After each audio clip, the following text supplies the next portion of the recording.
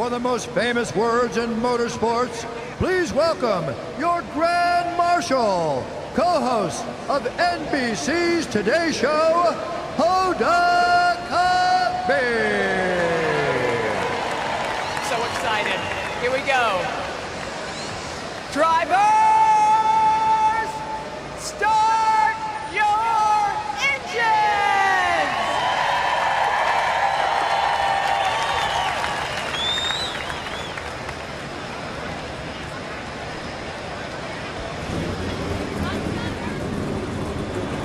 For the final time in the 2015 season, the command for firing of the engines. We're about to go racing.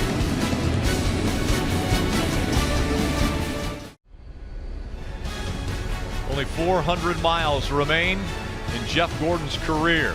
We get ready for the Sprint Cup Series Ford EcoBoost 400 from Homestead-Miami Speedway. The starting grid brought to you by Ford. Up front, Denny Hamlin. He's already said one of the bigger things in his career is starting on the pole in Jeff Gordon's last race. And he's alongside Joey Logano, a 6-time winner this season. Starting third, looking for his first Sprint Cup championship, Kyle Busch, alongside Ryan Newman. In row 3, it's Jeff Gordon looking for his 5th championship and his final start of his 23-year career, starting next to Ryan Blaney. In row 4, starting 7th, Carl Edwards, a 2-time winner at this track, and Brad Keselowski, the 2012 Cup Series champion. In row 5, last week's winner, Dale Earnhardt Jr., starting next to Austin Dillon. Row 6, we have another championship contender in Martin Truex looking for his first title, starting next to 6-time champion Jimmy Johnson. In row 4, championship contender Kevin Harvick. He won the championship last year by winning this race. Row 8, the 2004 champion Kurt Busch, starting next to Ricky Stenhouse Jr. Row 9, we have Paul Menard starting next to Casey Kane. Casey has 8 wins on 1.5-mile tracks. In row 10, Matt Kenseth starting 19th. This is his first race back from the 2-race suspension. Row 11, Greg Biffle, a 3-time winner here, starting next to Jamie McMurray. Row 12, we have yesterday's winner in the Xfinity race, Kyle Larson, starting alongside Clint Boyer, making his final start from Michael Waltrip Racing. Back in row 13, Ty Dillon was running for the Xfinity Series championship yesterday. Richard Childress' grandson and brother of Austin Dillon. Row 14, we have Casey Mears starting next to Sam Hornish Jr. This is his last race with Richard Petty Motorsports. In row 15, we have the 95 of Michael McDowell starting next to the 51 of Justin Allgaier. Back in row 16, starting 31st is the 26 of J.J. Yaley. Starting 32nd will be the 32 of Josh Wise. In row 17, we have Alex Bowman and Landon Castle. We have teammates in row 18, Danica Patrick and Tony Stewart. Back in row 19, the 83 of Matt DiBenedetto and the 55 of David Reagan, also making his final start for MWR. In row 20, starting 39th is Michael Annett. Starting 40th is Cole Witt. Row 21, another set of teammates, front row teammates, David Gilliland and Brett Moffitt.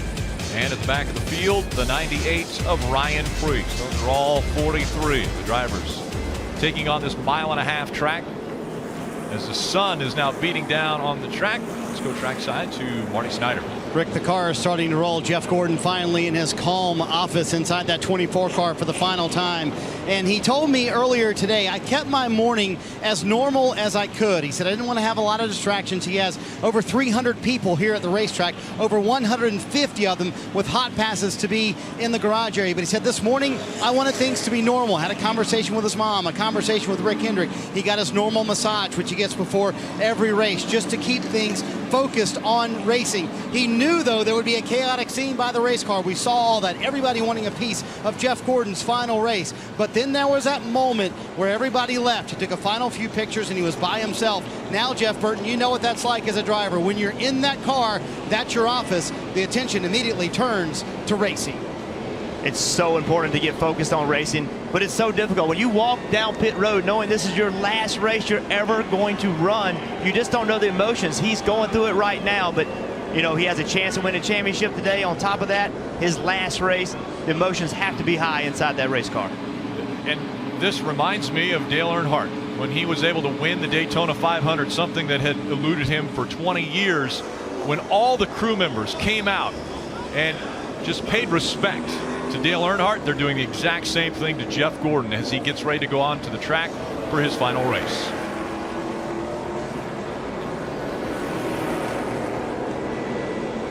And how do you focus?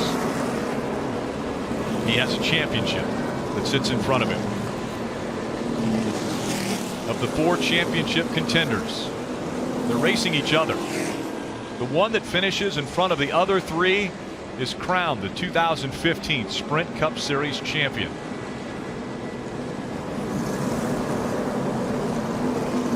They'll have to race for that title. As you see, the cards, what a beautiful paying of respect to Jeff Gordon. Thank you, Jeff. 20 forever.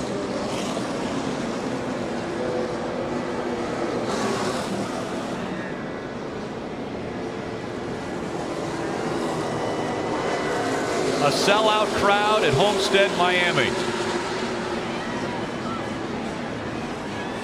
60,000 strong.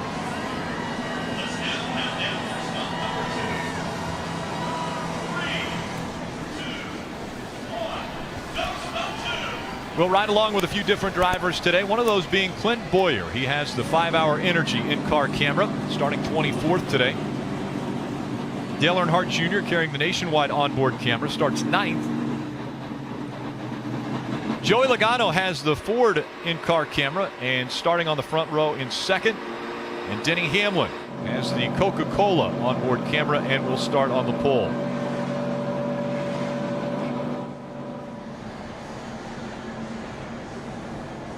And just as quickly, you see the championship 4 being displayed by cards in the grandstands. The 4 drivers, all with a shot at the title. We'll ride along with them as well, starting with Kevin Harvick in the Outback Steakhouse in-car camera. He starts 13th. Martin Truex Jr. in the Western Union onboard camera will start 11th. Jeff Gordon and the Exalta onboard camera starting in row 3. And starting in row 2 with the Sprint on board, the 18 of Kyle Busch.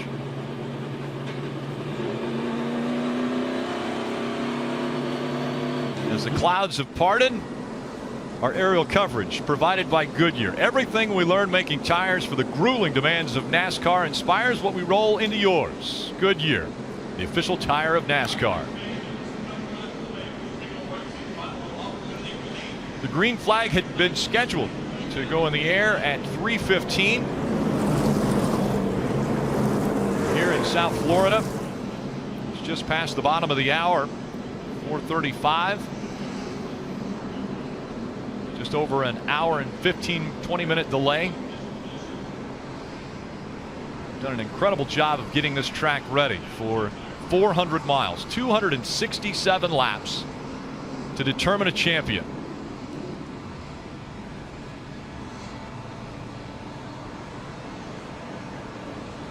What a beautiful scene.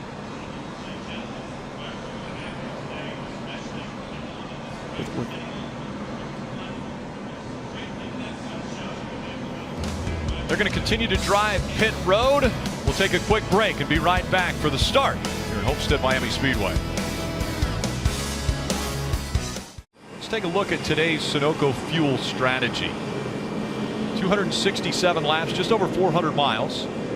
Pit road speed 45 miles per hour, and the fuel window 55 to 57 laps. Now, Steve, I will throw this to you as the crew chief.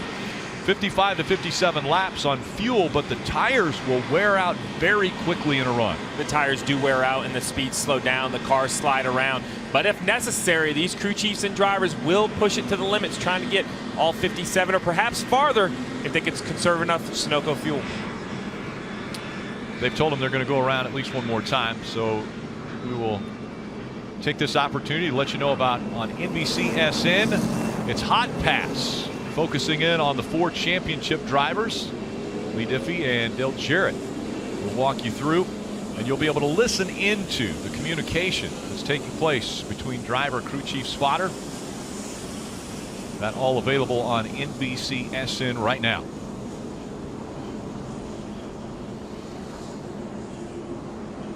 Field going down the backstretch. They will be coming to 1 to go. Next time by, they will be told one more time around, and we will be racing.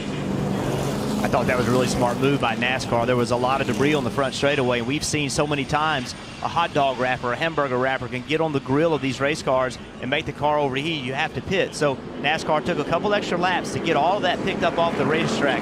That was a smart move. With so much on the line, it would be terrible for something like that to take one of these racers that have a chance to win a championship.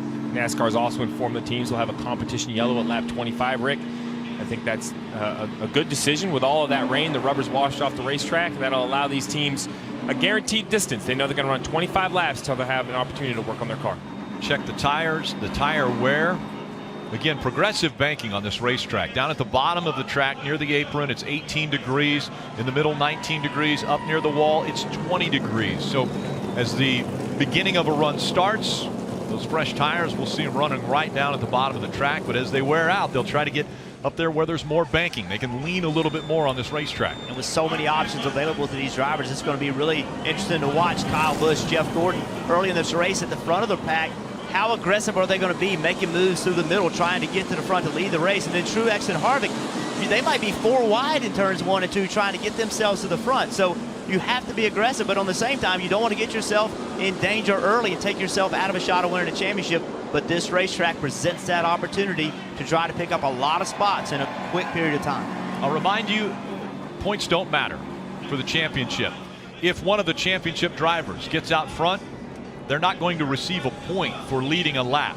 The only way you will be determined as the champion is if you finish in front of the other 3 championship competitors. And already, because of the delay with the rain, Rick, something we're going to watch right here from the initial start is the sun going down the front stretch into turn 1. You see Kevin Harvick here on his onboard holding his left hand up, trying to block that sun from his eyes. Well, remember, it's easy to do now under pace car speed, but the next time around, he's going to have his left hand on the steering wheel, his right hand on the shifter, Jeff. He's going to have to get through this sun. And the pep talk for the 24 team, we listened in. You can too. All right, guys, really appreciate all the effort on this car, man. We've got a nice piece. Let's go to work today. We know what we got to do. Focus in. Let's do our job together as a team right now. Let's do it. Poor buddy, thanks for everything. Thanks to all you guys. Let's do this. Business as usual for the 24 team, even though it's not usual. It's very unusual because this is the final start for Jeff Gordon. The lights are off on the pace car. The pace car will make the left turn onto pit road. Now the field in the hands of Denny Hamlin and Joey Logano. They make up row number 1. Denny Hamlin won the pole in the final race of 2015 and Jeff Gordon's final race. The green flag is in the air.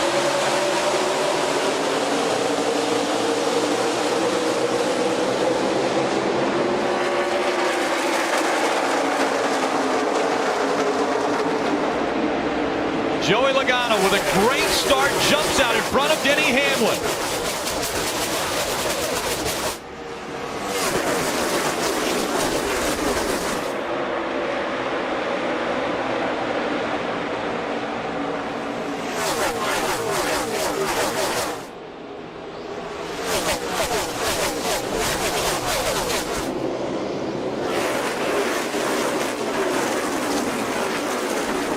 Gordon to the bottom of the track, trying to get by Ryan Newman.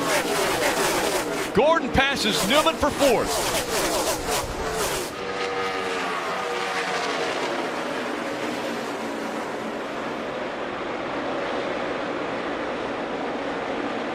Joey Logano, Denny Hamlin, Kyle Busch, Jeff Gordon, Ryan Newman, the top 5. And Kevin Harvick's worked his way up to 11th. Martin Truex really just couldn't get going as well as Harvick could. Had a little bit of issues in 3 and 4. Just didn't have the grip that Harvick had. Falling back just a little bit.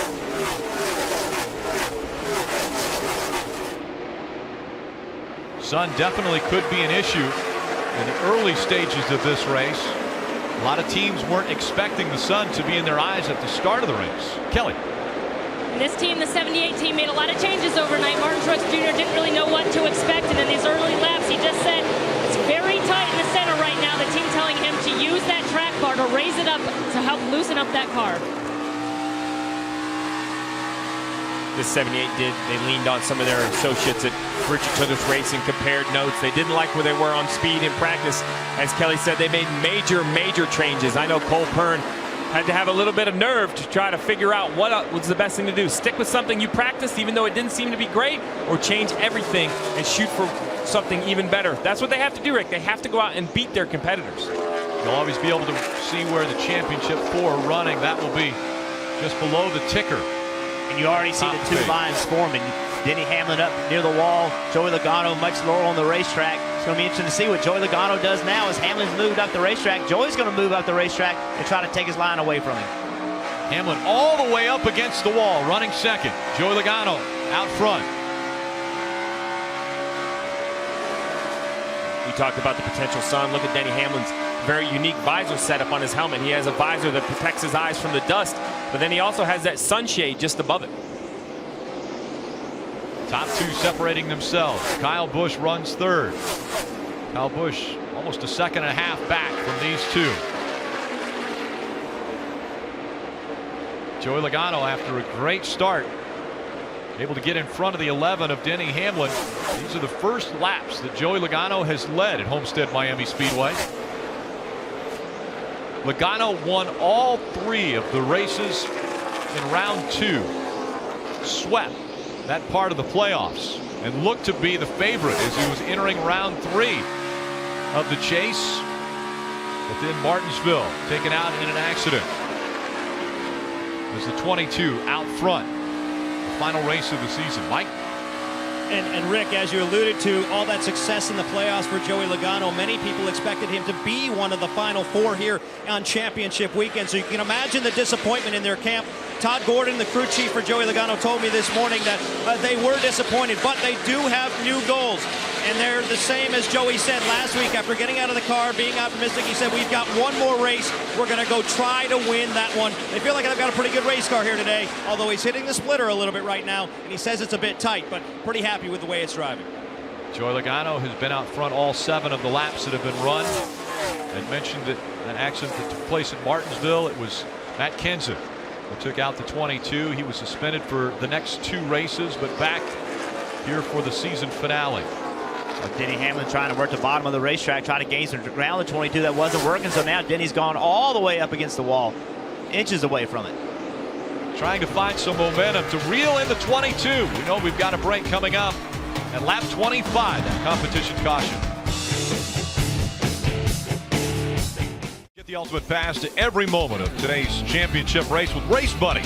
Ride along with different drivers through multiple HD feeds and follow the action with a live leaderboard. Tune in at NASCAR.com/Race Buddy. Caution is out. Possible fluid on the track may have come from the 11. We saw just moments ago smoke rolling out from the back of the 11. Then the smoke subsided and wasn't as bad. Some drivers were saying they thought maybe some fluid was being put down.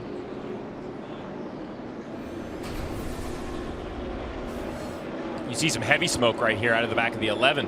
Actually, some fire underneath the race car. You can see all the fire, perhaps a piece of debris or fluid. It might be fluid. The big concern at this point is this is one of our championship contenders' teammates. The 11 and the 18 are teammates. 31 up into the wall.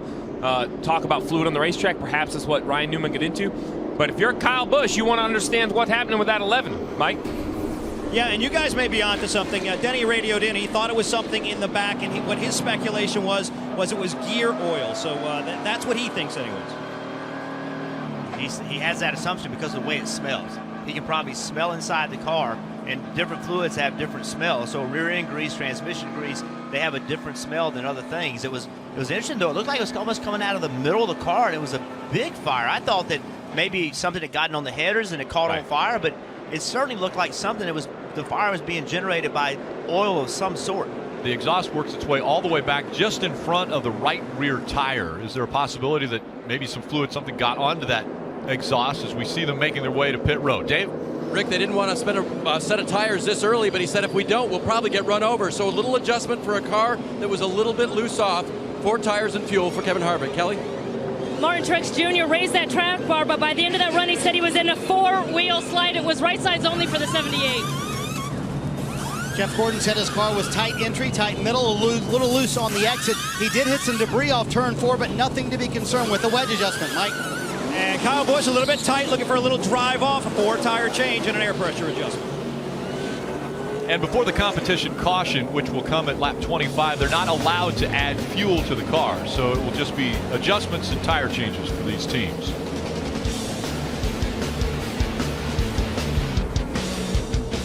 Welcome back to Homestead-Miami Speedway and the Ford EcoBoost 400. The 11 of Denny Hamlin has gone into the garage. And it looks as though we're going to add another lap before the green flag comes out after these pit stops. What about the strategy from the championship 4? Well, I like the strategy for the championship 4. They all pitted. They all took tires. Martin Truex Jr.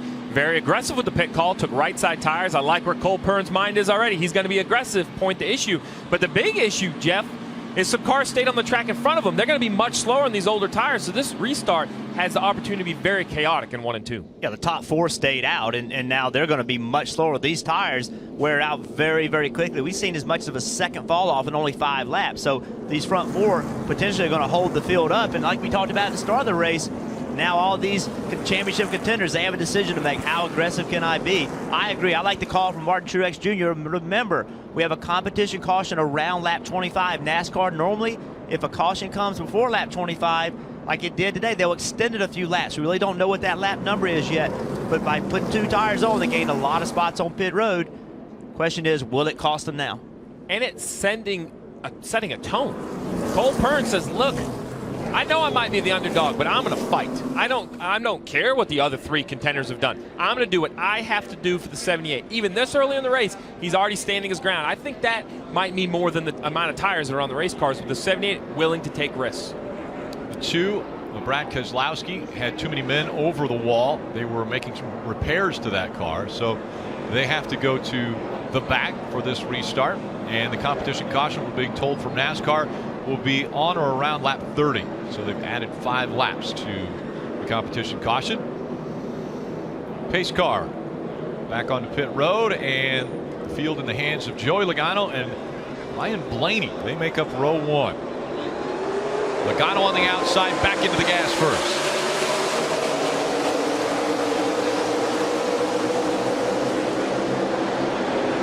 Four wide, here comes Kyle Busch in the 18.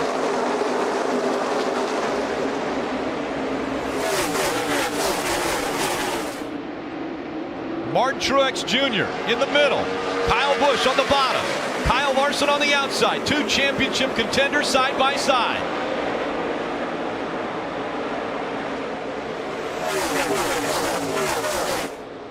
A 2-tire change for the 78 team, 4-tire change for the 18. And now the 18 shooting for the lead to the bottom of the track.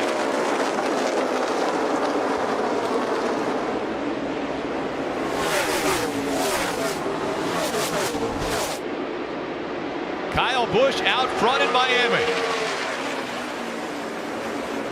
Carl Edwards in the 19 goes to the bottom to get by Martin Truex Jr. Older tires, even though it's only 15, 16 laps on the tires of the 22, definitely not as strong as the 18 or 19 as they both get by. We see Jeff Gordon looking underneath Martin Truex. Martin Truex only did 2 tires. They're okay. If they lose 3 or 4 spots, they're okay with that, because they're still going to pit at the competition caution further ahead than they would have if they would have done 4. So that was the gamble that Cole Pern and the 78 took. Jeff Gordon able to get by Martin Truex Jr. And Gordon trying to get by the 22 of Joey Logano. Let's look back on that restart, focusing in on Jeff Gordon. This has been a weak point for Jeff Gordon and this team all year long. He's got to find a way to get better restarts. Look at the gap he's leaving in front of the car, between he and the car that's in front of him. He's going to have to be more aggressive as this race moves forward. He got a break because all these guys had 2 tires or no tires. He had 4, so it didn't hurt him. But later in the race, he is going to have to be more aggressive. Yeah, this isn't a points battle where you're protecting a points lead. These 4 competitors are tied, Rick. Whoever outruns the other 3 is the champion. You cannot be conservative. As much as you want to protect your car, you can't be conservative. But it's no surprise to me. We see a contender, Kyle Busch, leading. We see right here Jeff Gordon in 3rd, Kevin Harvick in 4th, Martin Truex in 5th. all 4 championship 4 running in the top 5. Now there is a balance. There's always a balance. How aggressive do I need to be at a certain point in the race? Jeff Gordon's smart. We have 245 laps to go. He knows he's got to be in one piece if he's going to have a chance to win this championship. It's okay to be a little, a little safe right now, but as it moves forward, as we get closer to the end, you no longer can do it. You've got to attack. Cautiously aggressive.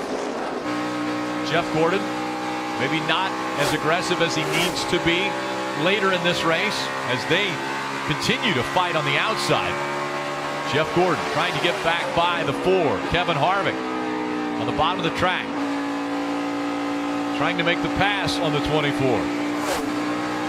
Hard to make this pass. The bottom, we've talked about it before the race. The bottom of the racetrack has so much less banking than the top of the racetrack. Jeff Gordon's working the top where there's more banking.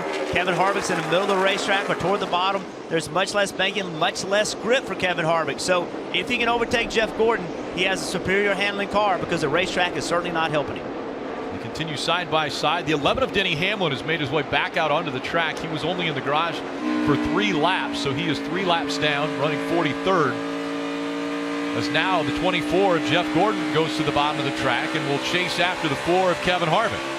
And you see the advantage that the middle and upper lanes have over the bottom. Kevin Harvick, while he didn't get beat into the corner and actually was even a little slower through the middle, he carried that momentum on exit. As you see right here, the 24 closes in on the 4 in the middle of the corner, but running that higher line, Kevin Harvick will have much more momentum down the backstretch.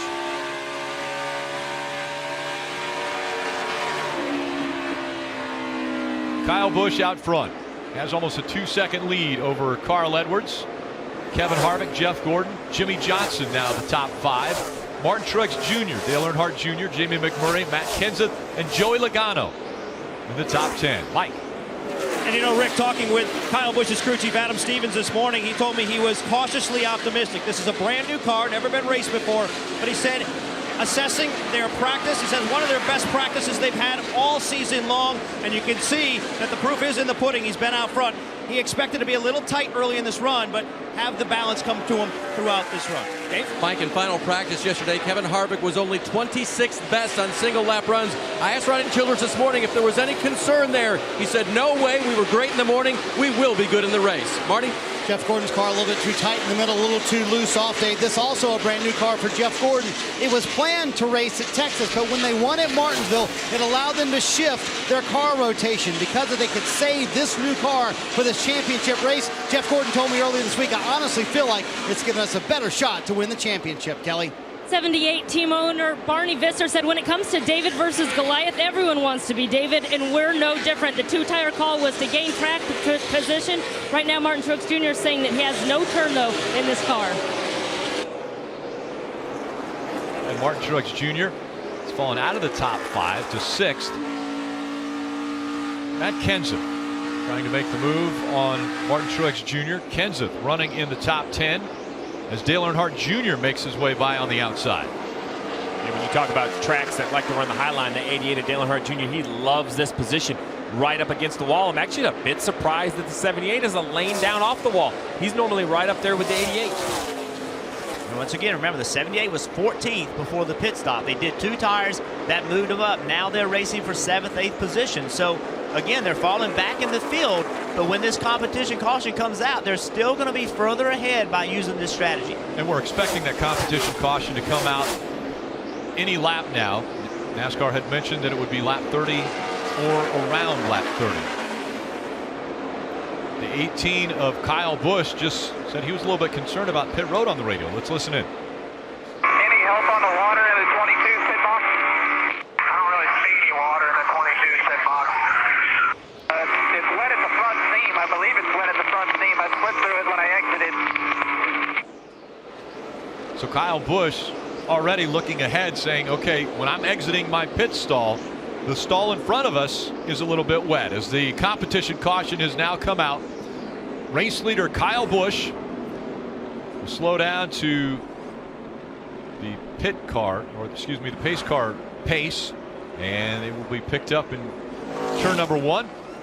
Everyone will line up as we get ready for another round of pit stops. And we always talk about qualifying and pit stall selection and how important it is. Well, when I saw the 24 car, I was a little surprised. While he chose pit stall 6 because it's on a timing line, What Alan Gustafson chose not to do was take an opening in or out. That puts him between two cars that are on the racetrack. The 34 cars behind him, the 95 cars in front. Now, Alan's strategy is those two cars perhaps will be a lap down later in the race, but these early pit stops, these cars are going to be on the lead lap, and where they're running back in the pack, you see here, Jeff Gordon, this is the first pit stop of the day. They drop the left side, he goes to leave, and you see the 95. Poor Michael McDowell, he doesn't know what to do. He doesn't know if he should stop, if he should go. He wants to let the 24 go, but then the 24 doesn't leave. So then he has to go, but they're losing time the whole time, Marty.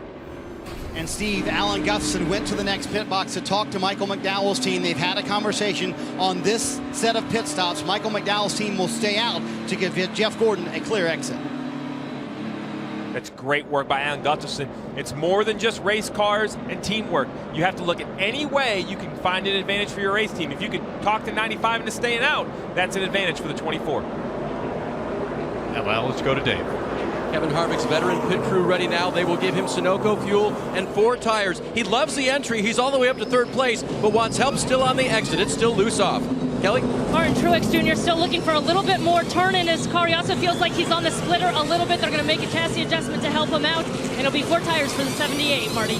Jeff Gordon said his car is a little bit too tight in the center and just won't rotate on throttle. He said, I need a little bit more. The last adjustment you gave me, 4 Goodyear tires and fresh Sunoco fuel, Mike. Race leader Kyle Busch saying the car started off a little bit snug, but then freed up as the laps wore on. A 4-tire change at Sunoco race fuel for Kyle Busch. And that time a clear exit for the 24 as well as the 18. Kyle Busch, Carl Edwards, Jeff Gordon, the first 3 off pit road. Raceview Premium is free today when you visit NASCAR.com/trial. Get access to 3D virtual video, in-car audio, real-time driver stats, and advanced pit road data. Visit NASCAR.com/trial to start following your favorite driver like never before. What was wrong with the 11, Dave? Yeah, the crew confirmed to me, Rick, that it was definitely gear oil that they were smelling and seeing on the track. And it was a fault of something called a Wiggins clamp, Steve. As you know, they're back there and they're either faulty sometimes or they don't get installed correctly. Yeah, Dave, basically a Wiggins clamp is how you attach the hose to the rear end that pumps the fluid through to keeping the gear cool.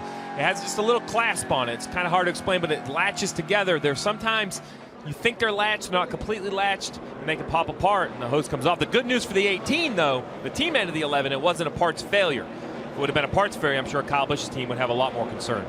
Championship 4 still in the top 6. Kyle Busch, Carl Edwards making up row number 1. Kyle Busch has chose the outside line.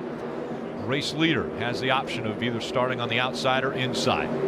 Busch on the outside, Edwards on the inside. Green flag back in the air.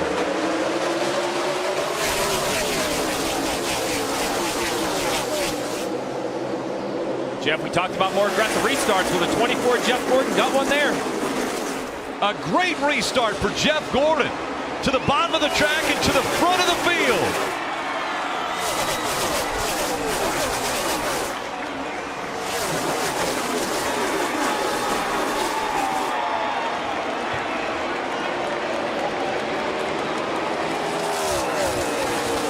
Amazing. You can hear the near 60,000 people over the roar of 43 engines, but you could hear it there when Jeff Gordon took the lead. Marty. And Rick, what an incredible scene. Eddie DeHaan, his spotter, said the 18 spun his tires, go, go, go.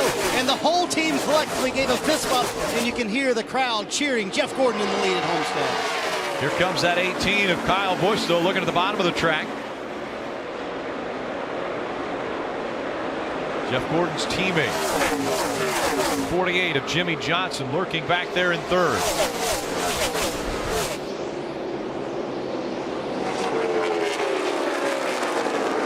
The phrase "run where they are not" is what these drivers are going to try to do. If Jeff Gordon goes high, the person following him is going to go low. If Jeff Gordon goes low, who's ever chasing him is going to go high. A little bit slower for the 18 as the 48 has a lot of momentum. And now Jimmy Johnson challenging for 2nd. Here comes the 4 of Kevin Harvick as well.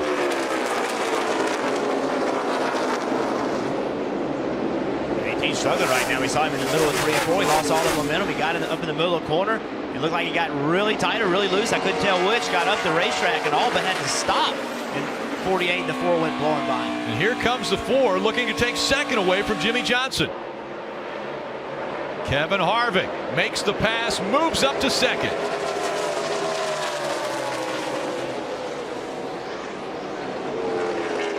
Gordon and Harvick, 1 and 2. Jimmy Johnson, Kyle Busch, Carl Edwards, the top 5. The 18 car went from leading this race, kind of dominating the race. This track is starting to change. Did they not keep up with it? And the 5 slow on the track, bringing out the caution. Casey Kane, the yellow numbers on all of Jeff Gordon's teammates in honor of Jeff Gordon's last race. Casey Kane slow on the track. Right rear. And the right rear down for Casey Kane. And Denny Hamlin is going to get 1 lap back on the free pass. Let's ride along with Dale Earnhardt Jr. Take a look at what happened with Casey Kane. You see the right rear tires flat. It's a great save by the 5 of Casey Kane. And an excellent job by Dale Earnhardt Jr. not getting to the back of him. But the big concern for the 5 is, A, that was great. They stayed out of the wall. But you see the damage to the quarter panel. The team's going to have to try to repair that, make sure the bracing is secure where they don't have another flat tire. Yeah, that quarter panel, if it's bent like that, the car will not drive nearly as well as it could if it's fixed correctly. So they need to take their time and really fix it. Now the big question is the decision for these teams. We've run 5 green flag laps. We saw earlier, just after a few more than this, 10 or 12 green flag laps, the teams that stayed on the racetrack went right back to the middle or the back of the field. What are these teams going to do? They have a set number of tires. Do they want to burn a set of tires after only 5 green flag laps? The leaders may or may not come, but somebody back in the pack will bring the rest of the field to pit road. And you may have noticed that it looked as though the right rear tire was up as he was driving on to pit road for the 5 of Casey Kane. They have inner liners on tracks over a mile because of the speeds that these cars carry. They will have inner liners, which is another tire that's inside of the tire. And so when the tire blew for Casey Kane, he was able to save it, make it to pit road. And Black Friday just got darker. 2015 Discover NHL Thanksgiving Showdown is on NBC as the Rangers face off against the Bruins. Enjoy a day after Turkey Day treat. Live coverage from Boston begins at 1 p.m. Eastern. Getting ready for the restarts. Jeff Gordon, Kevin Harvick 1 and 2. How about the last restart for Jeff Gordon? Yeah, well, we talked about Jeff Gordon needing to be much more aggressive as the race led on. Well, the next restart, Jeff Gordon times this perfectly. See the 18 on the outside, spins his rear tires right there. That enables the inside line to get momentum. He gets on the inside of the 19 car, makes an aggressive move, 3 wide into 1, ends up getting the lead. That's what we need to see from Jeff Gordon. He stepped it up in 1 caution. It's hard to step it up much more than that. It's hard to find a fault with Jeff Gordon, but a lot of people go, well, he might not be so good at restarts. Well, right there he showed he can do it. Well, and the last several years, self-admittedly by Jeff Gordon, restarts have been an Achilles heel. That's been their problem. And it's so important to have restarts. If you give up spots on these restarts, they're very difficult to get back. And it's an opportunity. Everybody's in one spot. If you can pick up spots, this is the best time on restart. And what I was even more impressed about is that he held the lead. The 24 car in practice didn't look like it had speed on new tires. It proved right there that if they got that track position on new tires, he could fend off the 4 and the 48 and the 18. And remember, on this restart, Jeff Gordon's the leader. The minute he gets into the restart zone, he has the option of when he wants to leave. As long as he leaves before the end of the restart zone, he's legal. And he chose the inside line. It's the first time the race leader has done that. Back into the gas, and he's got his teammate behind him. Pushing him. Jeff Gordon pushed into turn 1. Kevin Harvick on the outside. Jimmy Johnson running 3rd. Kyle Busch 4th. And now Harvick surges in front down the backstretch. Jeff Gordon picked the inside line, gave Kevin Harvick the outside. That will set the stage for the rest of the race. Do you want the inside if you're the leader, or do you want the outside?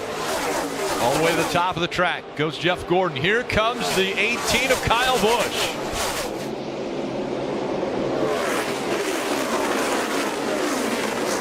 Fight for second is on. Kyle Busch has the advantage. Will move right up in front of the 24.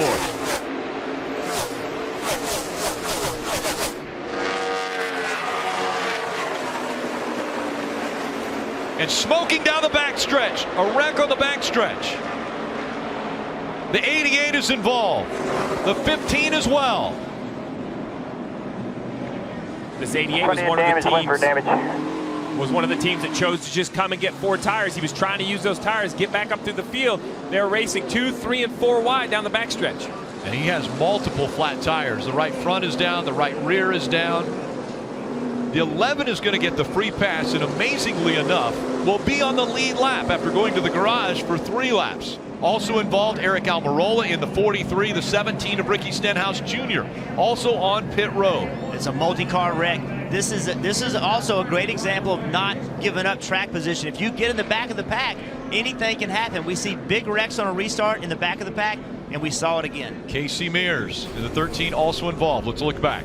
Yeah, the 88's really trying to push the issue on these new tires. He tries to get to the outside of Ty Dillon. You see the 15 come up, actually, and get into Ty Dillon. That causes the 15 to go around. He catches the 88 in the left rear quarter panel. Really, the first replay, I thought it was the 88 that pushed the 33, but looking at it a second time, that's not what happened. It looked like Clint Boyer got into the 33, got himself spun around, and caused the accident behind him. Multiple cars involved, and this is the 4th caution already. 46 laps have been completed, and that was violent. Dale Jr. there's a 15. Inside the 15. And say hi. Hold the brakes. Hold the brakes. Hold the brakes.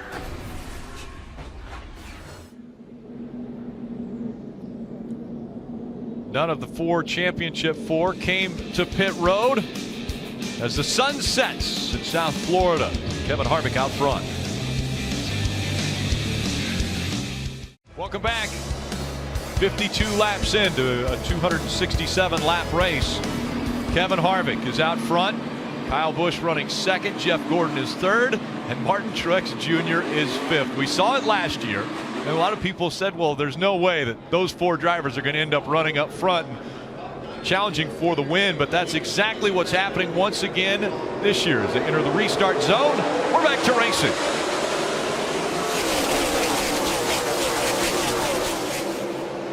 Here comes the 78. Martin Truex Jr. with a great restart.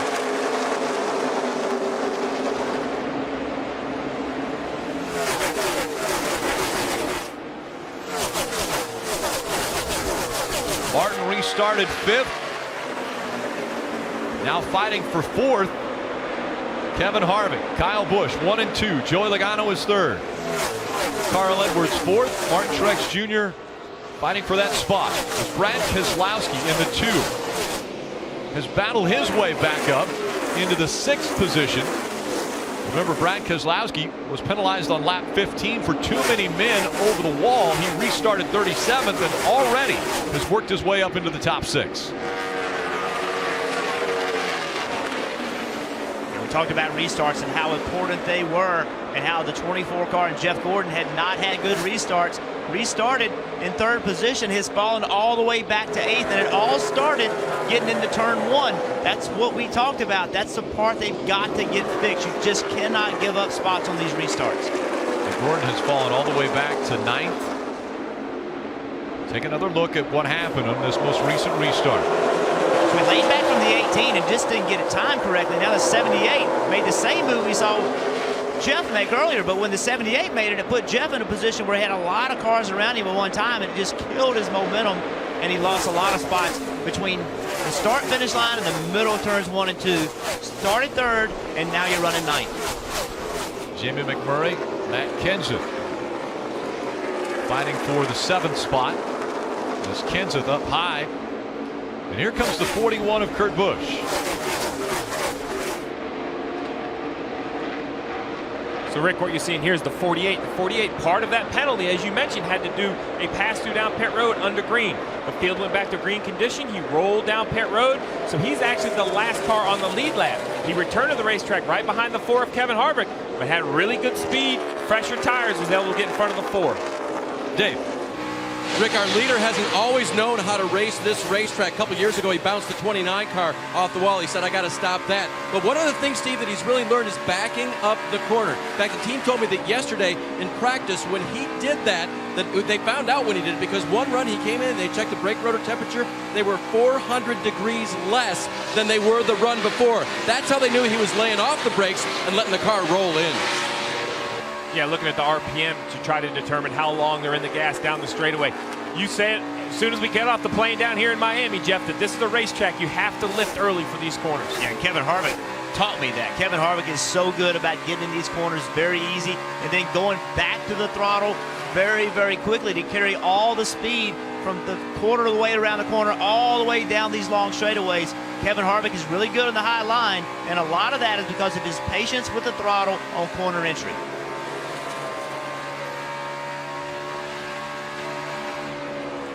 Kevin Harvick separated himself from Kyle Busch by a half a second. And already a different line starting to form. So you talked about the 41 car being in a battle with Jeff Gordon earlier. This is an example of using tires to your advantage, Steve. Yeah, the 41 decided to pit on lap 41. They only have about 6 laps less on their tires than the leaders do. 6 green flag laps is all it takes. He restarted 30th, and he's driven all the way to the 8th position, Marty.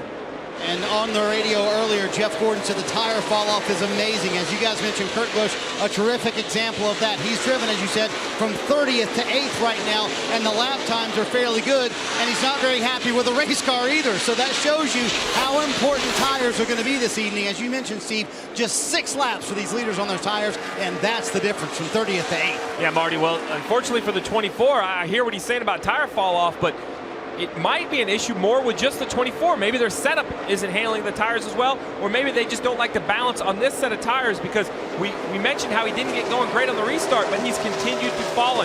He's all the way back now to the 11th position. The problem is it's one thing to have a bad restart and fall back 2 or 3 spots inside the top 6 or 7.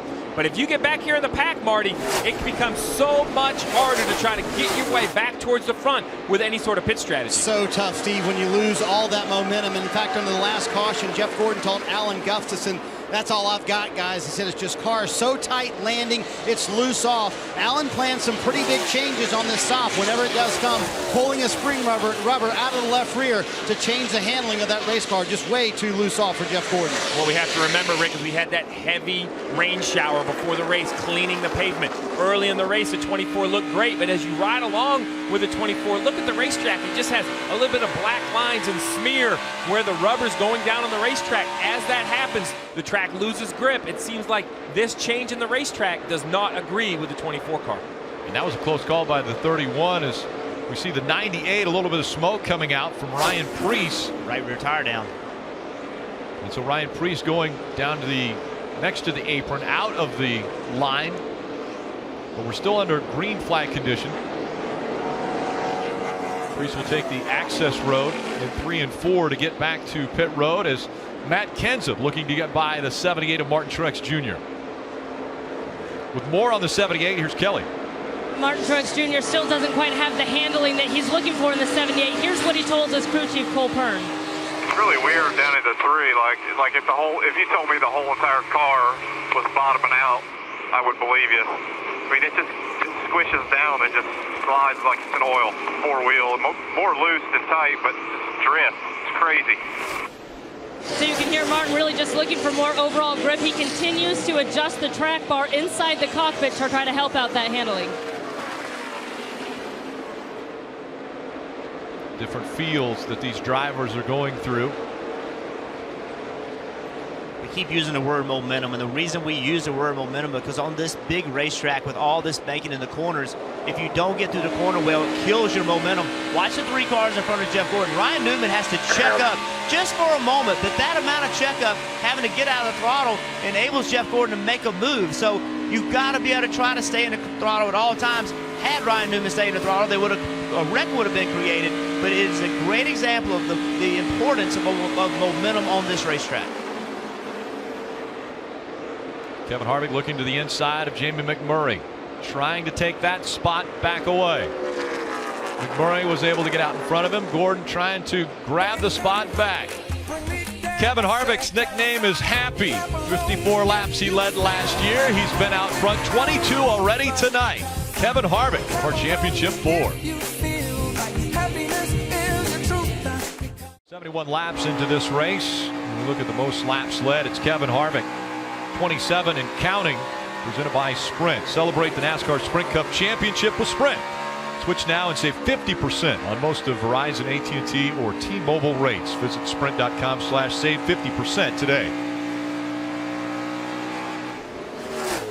Kevin Harvick, the laps that he has led with Stewart-Haas Racing in just 72 starts, almost as many as the 466 previous starts with Richard Childress Racing. It's been an incredible run for Kevin Harvick when he moved over to Stewart-Haas Racing with Rodney Childers as his crew chief. With more, let's go to Marty. Well, back in the field, Rick, Jeff Gordon is in 11th. He has now passed Jamie McMurray. The two had a fierce battle for about 6 laps. That battle did not make Jeff Gordon very happy. Listen to the radio. Jeff McMurray, when I get to him, I'm punting his if he keeps mirror driving me. 10-4, just keep a cool head here. Got a long way to go. I understand your frustration. There were a couple of situations where Jeff Gordon felt like McMurray drove him a little too rough out on the racetrack and was a little too hard to get around, although Gordon felt like he had a faster car. So, Jeff, my question to you is that part frustration with how poorly Gordon's car is running and also what was going on the racetrack?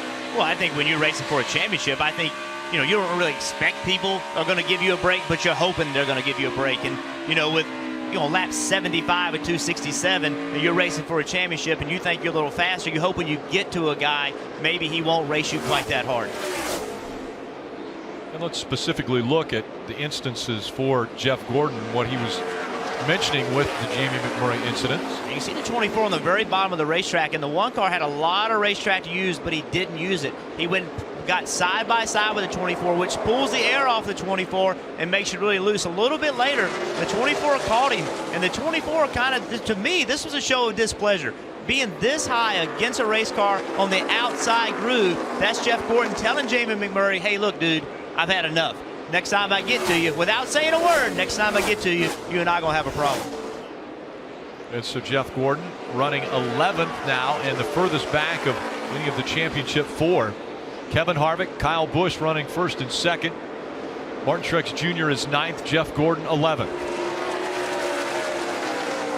Longest green flag run today, 23 laps. And as you say that, Rick, we really see this 24 really all the way around the racetrack. The cars are starting to get right up against the wall like we've mentioned all weekend long. As these tires wear, there's a little more banking up at the top. That's where you're going to want to run as the 21 of Ryan Blaney continues to work a groove lower, trying to find a way past the 24. I think the 21's faster. This is part of being a young driver. Ryan Blaney going to run full time for the Wood Brothers next year in this 21 car. Part of the learning curve, figuring out a way to get around a car. Interesting, the relationship between the two running together. Jeff Gordon over 40, running his last race. Ryan Blaney, a young driver, just 21 years old, going to be running full time in the Cup Series next year. The transition from these drivers going from the Jeff Gordon era to who will take over and who will have the next era in NASCAR. And this is a tough spot for Ryan Blaney. You want to pass the 24. Steve just said it. It looks like the 21's a little quicker than the 24, but you do not want to be the guy that gets to the side of the 24. You got to be careful. You're racing the guy that's contending for a championship. You have to show respect. You don't want to open the paper in the morning and read, hey, Ryan Blaney took out Jeff Gordon trying to win a championship. Green flag pit stops will be coming up here shortly. We're going to take a quick break. Kevin Harvick, Kyle Busch running 1 and 2 in Miami.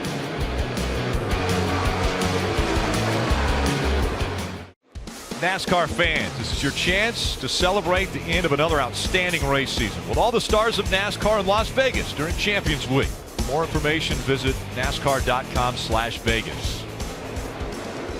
Let's see who's on the move, brought to you by Mobile One. And we'll focus on the 11 of Denny Hamlin. At one point in time, Denny Hamlin was 3 laps down, running 43rd after a wave around and the free pass. Denny Hamlin has made up 21 positions. Stenhouse Jr.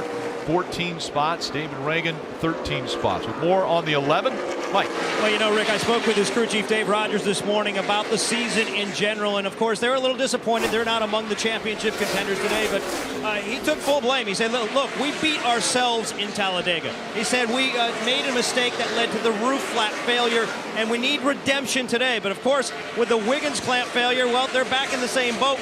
But they're rallying back. They at one point were down 2 laps. They've made those laps back and now are making their way toward the front, just a little bit loose on exit right now. Meanwhile, his teammate Kyle Busch is a championship contender, and as we remember a year ago, Rick, the winner of the championship needed to win the race. Now, Kyle Busch, running second right now, has his eyes on the leader, Kevin Harvick. Doesn't want him to get out of reach, but at the same time, he doesn't want to be bypassed for that position and lose striking distance. So his spotter, Tony Hirschman Jr., giving him play-by-play of where Joey Logano is running, making sure he knows exactly where he's coming from and where he's gaining ground.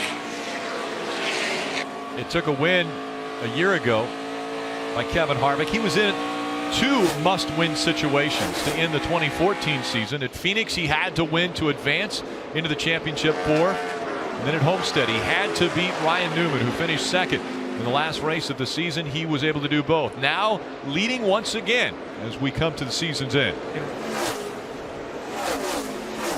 Jeff Gordon, running 12th, had this to say about his car moments ago.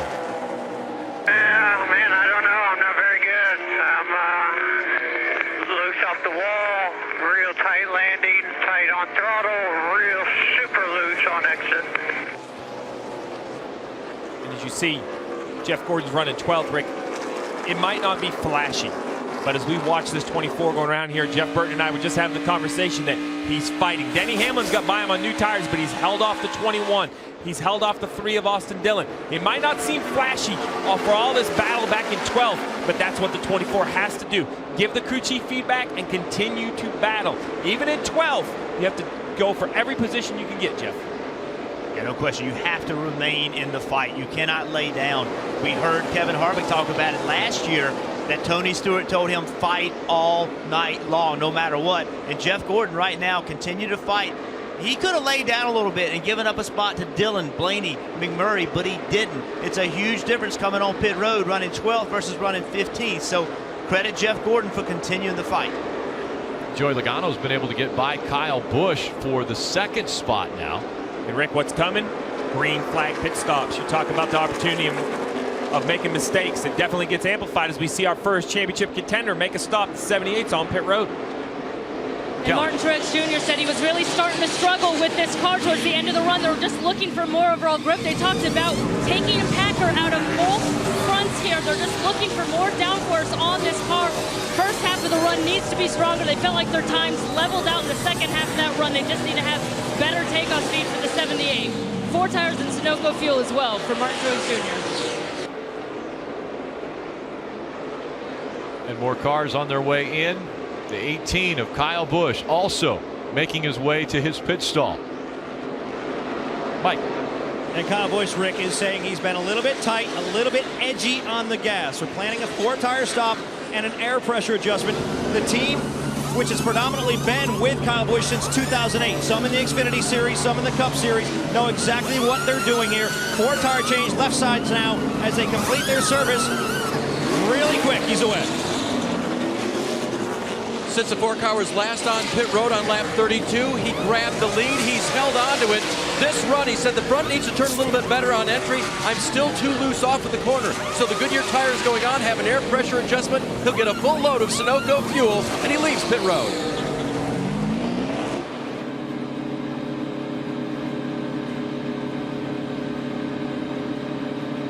And riding along with Jeff Gordon as he's making his way to his pit stall. Rick, we heard the comments from Jeff Gordon, and he said the car's just not very good right now. It's too tight, too loose off, too tight into the corner. They're going to pull the spring rubber out of the left rear. It's going to take a little bit more time. Tape on the grill, wedge in. You see the tape going on right now, and the 4 fresh Goodyear tires. See if all those changes help Jeff Gordon or not. An impressive stop for the 24 team as they come out just behind the 21 of Ryan Blaney, making those changes, having to pull things out of that left rear Yeah, that was a very efficient stop to remove his spring rubber. My concern is that the 24 was the last of our championship contenders to come to pit road. With new tires being worth so much here at Homestead-Miami, you have to be careful. One extra lap could be 2, 2.5, up to 3 seconds on the racetrack. As they're cycling through the green flag pit stops, Joey Logano scored as the race leader in front of Kyle Busch. Alex Bowman, who still has not come to pit road, running third. Kevin Harvick fourth.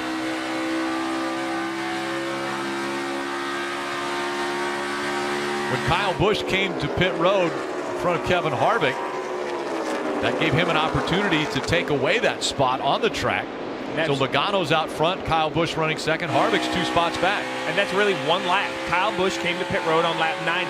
Kevin Harvick came to pit road at lap 91. Kyle was about a 1.5 seconds back. You lose much more than a 1.5 seconds. These cars are running 2, 2.5, up to 3 seconds off at the end of a fuel run. 1 lap, 3 seconds, Kyle Busch ends up the leader. Joey Logano is front of the field, but it's Kyle Busch leading the championship 4. 4 championship contenders. Kyle Busch runs second. Kevin Harvick is third. Martin Truex Jr. ninth. Outside the top 10. Jeff Gordon running 13th. Dave, what's happening with Kevin Harvick? He lost a couple of positions, Rick, for something that wasn't working, but it's not on his race car. Listen. Hey, Jimmy, we got to take a deep spot. My caution light is dead. I was way too slow because I couldn't see the light. It's out.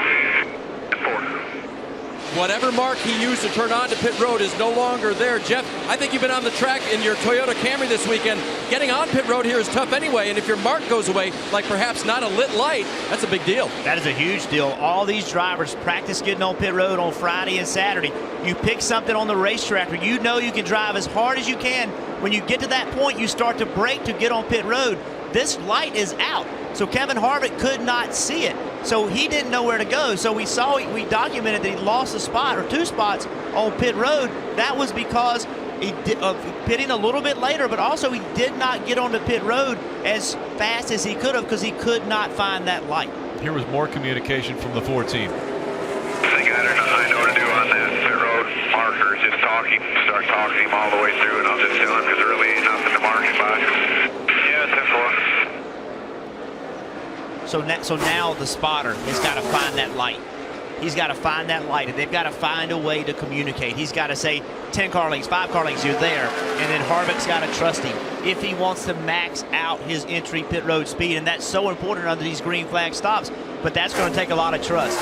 And you could make a mistake. If you do it wrong, you're going to go too fast on pit road, and you're going to get caught speeding. You're going to have a penalty. So it's going to be interesting to see how this team works with this issue. With more on the 24, let's go to Marty. Rick, Jeff Gordon back in 13th, and part of the handling woes, especially at the end of the run, may have been the fact that the right rear tire for Jeff Gordon was going down towards the end of that run.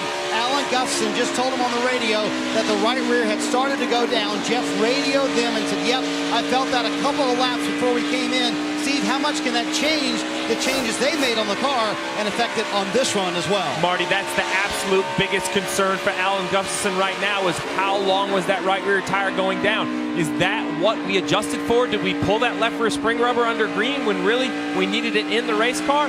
This is very difficult for a crew chief and a driver. You're trying to work on your race car with all known variables. As soon as you have a tire going down you don't know about, you can't take those chassis changes back. You're committed, especially pulling a spring rubber. It's out of the spring. There perhaps is another one there you could push in, but that's just going to take more time on the next pit stop. And when you're making these changes throughout the race, Steve, you're learning. You're making a change, and you say, okay, here's what it did to the car. You scrap this. You learn absolutely nothing by making this change, which means the next stop, you're just trying to get back to a center.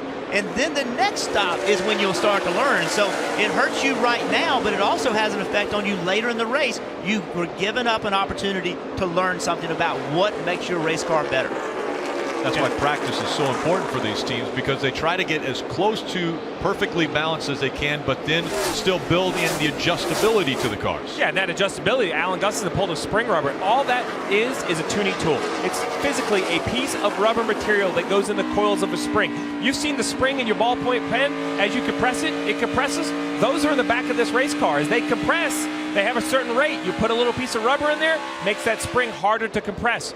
Alan Gustafson pulled it out of the left rear spring, trying to make that spring softer to get that 24 car to turn the middle of the corner. Now let's go to Kelly. Well, the 78 team of Martin Truex Jr. took Packers out of both fronts on that car on that last pit stop as well, but Martin Truex still just not happy. He said he's sliding everywhere, can't find anything. He said, I feel like I need to carry momentum to be fast, but I just can't. He's been lowering the track bar, looking for more grip. Past 100 laps completes in this race with 160 to go, and Martin Truex Jr. right in the middle of the championship hunt with Kyle Busch running second, Kevin Harvick third, but Truex down there in ninth. And one thing Kelly just mentioned is a word that is so hard to find: grip. It's easy for a crew chief to make a car tighter. It's easier to make a car looser. It is very difficult when you just lack grip. When you can't tell your crew chief, if you make me tighter, I'll go faster. If you make me looser, I'll go faster. You know how it is, Jeff. Sometimes the car in front of you is faster. You just don't, it's not a handling thing. You just don't have that speed. You don't have that grip. And pulling Packers out of both fronts under a green flag stop, that is not a good sign that your car is where you need it to be. That's a lengthy change. That's not something you want to have to do under a green flag stop. One Kyle that seems to be dialed in is the one out front, Joey Logano. Won 6 races in 2015. Would like to end on a high note. He's out front of the championship Ford. 51 came onto pit road moments ago. That's Justin Allgaier behind the wheel. Smoke rolling out the back and a lot of damage on the right side of that car. See the right rear tire's flat. He also has significant damage on the right side, but I think he had to pit. I think he got in the wall earlier, but the right rear tire, something cut the right rear tire. And running right up against the wall. Let's go through the field. We'll start with Mike Massaro. And talking with Joey Logano's crew chief this morning, he said the practice plan was to try to make his car as versatile as possible. Now, conventionary wisdom says run up toward the wall. That's where the most grip is. That's where the speed is. But Todd Gordon wanted this car to be able to run the middle and the bottom.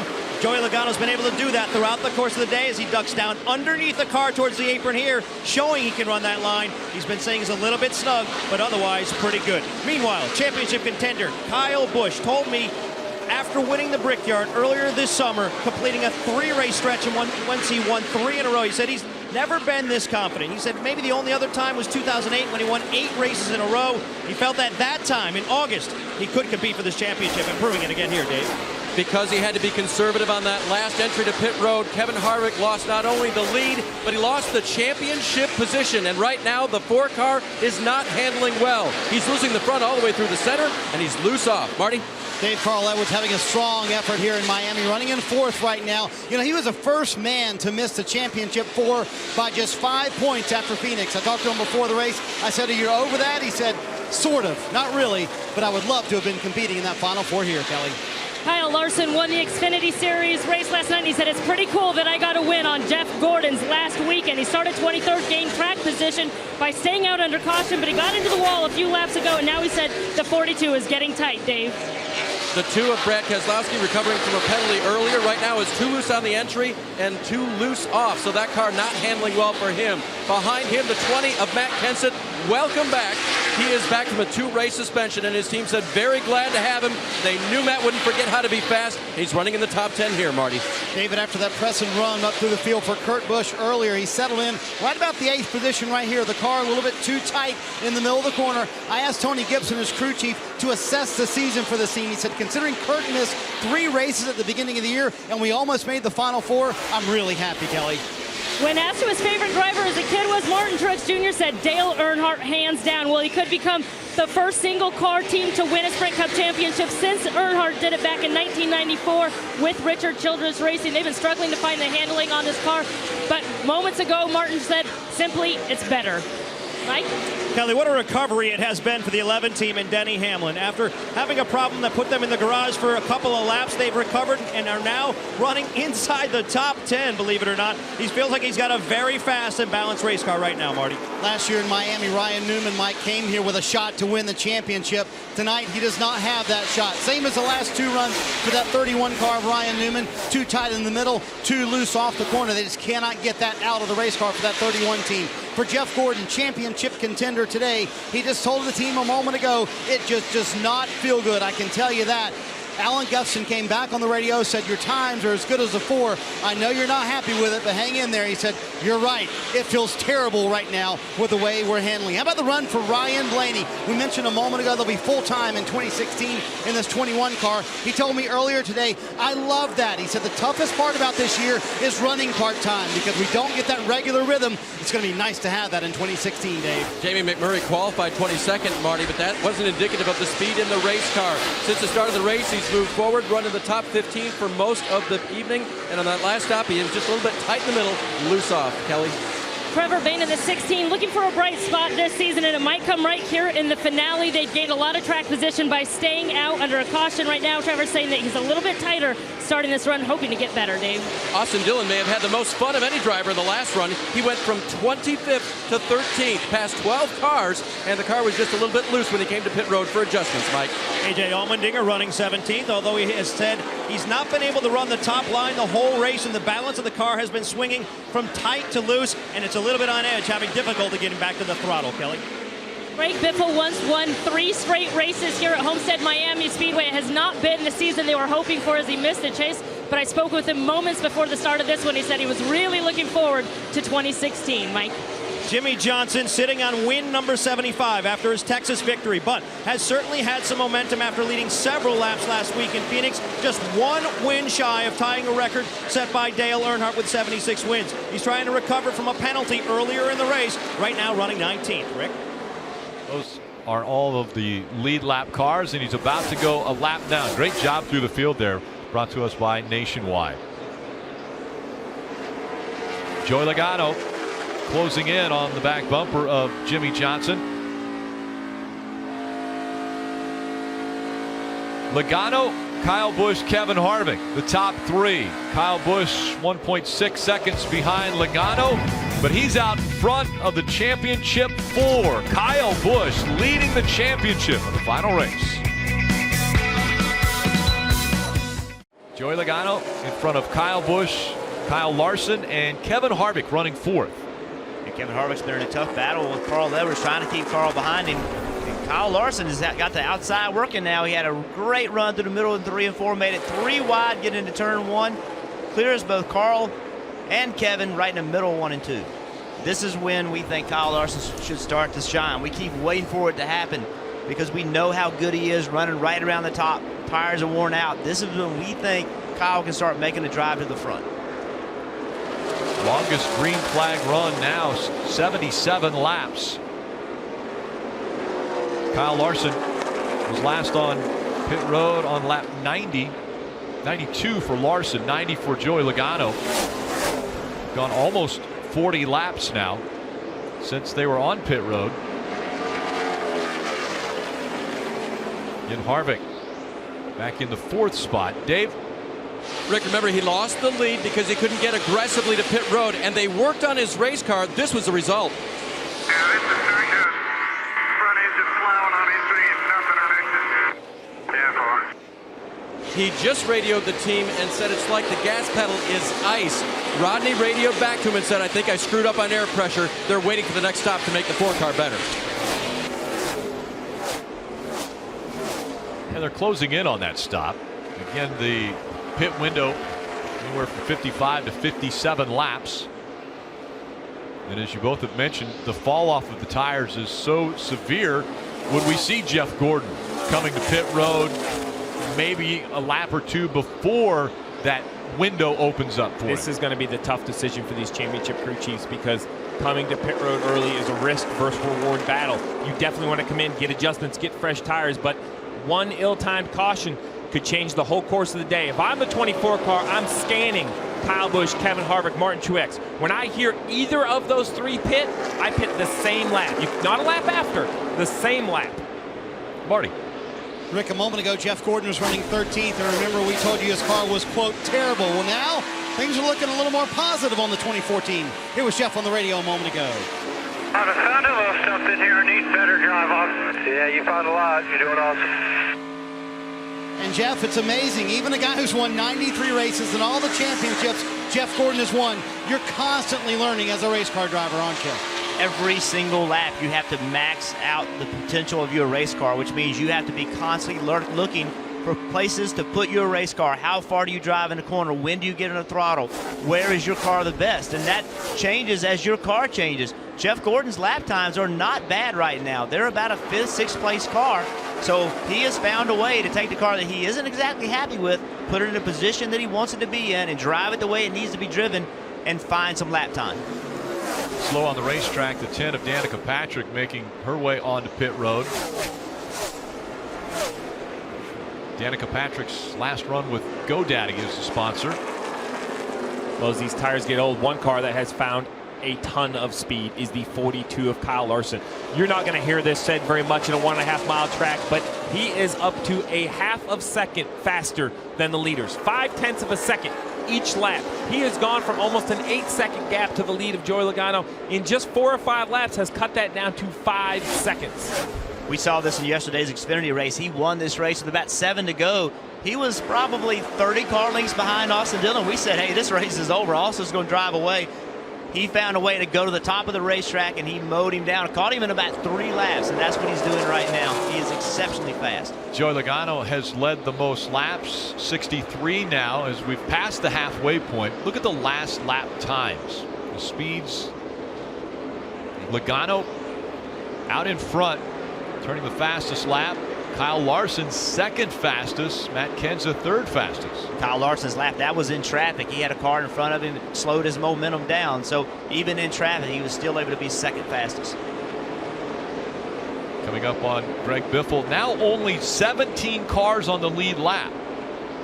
Jimmy Johnson has gone down a lap. Brad Keselowski is running in the 17th position. And some green flag pit stops are taking place. One of those is the 2 of Brad Keselowski, who was just on pit road.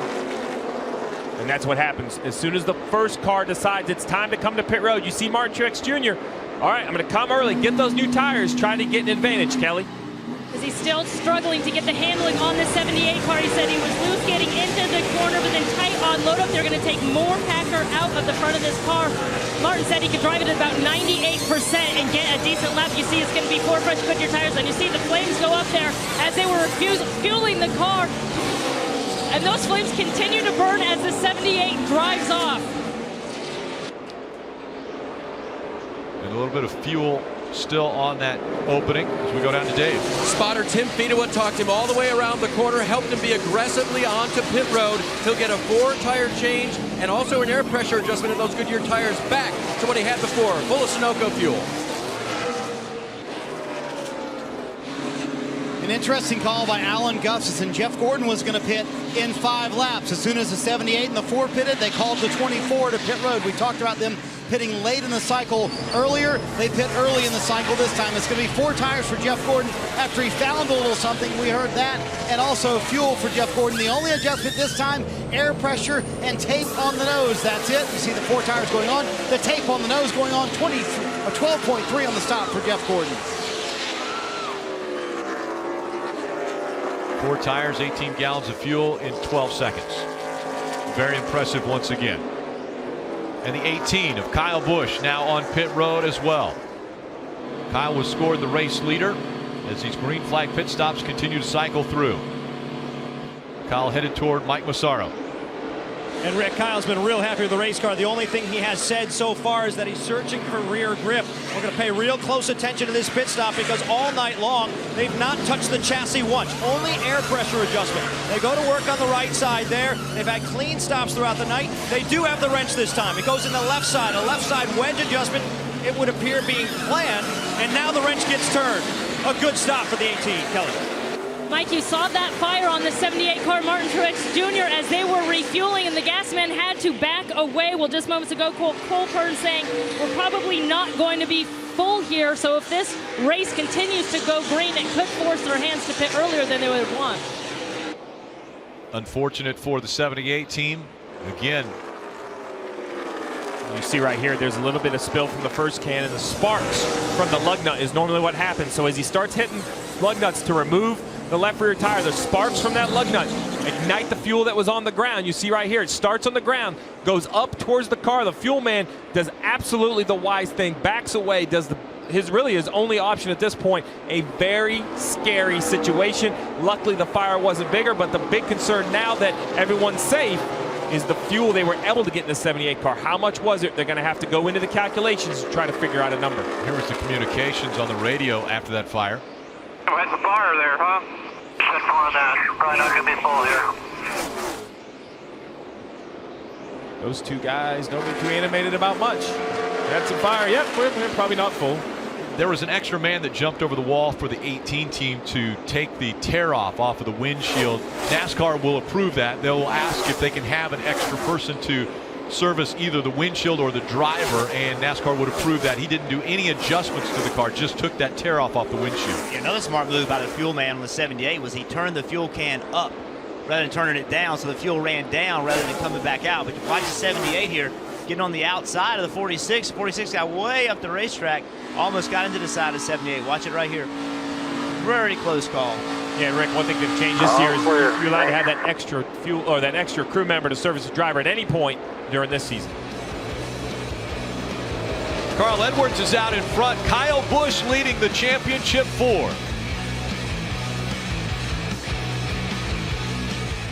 We look at Kyle Busch's best finish in the points, 4th back in 2013, presented by Sprint. And right now, he is running out front of the championship 4 in position to win the title. Celebrate the NASCAR Sprint Cup Championship with Sprint. Switch now and save 50% on most of Verizon, AT&T, or T-Mobile rates. Visit sprint.com/save 50% today, as the caution has now come out for the 5th time. Debris on the backstretch after green flag pit stop cycled through. Joey Logano was back out front, but you see the debris right up against the wall. Huge break for the 78. Remember, Rick, we didn't think that car was full of fuel. He needed a caution before the last green or the next green flag pit stop. So this caution is a big break for them. You saw the 88 involved in an accident earlier.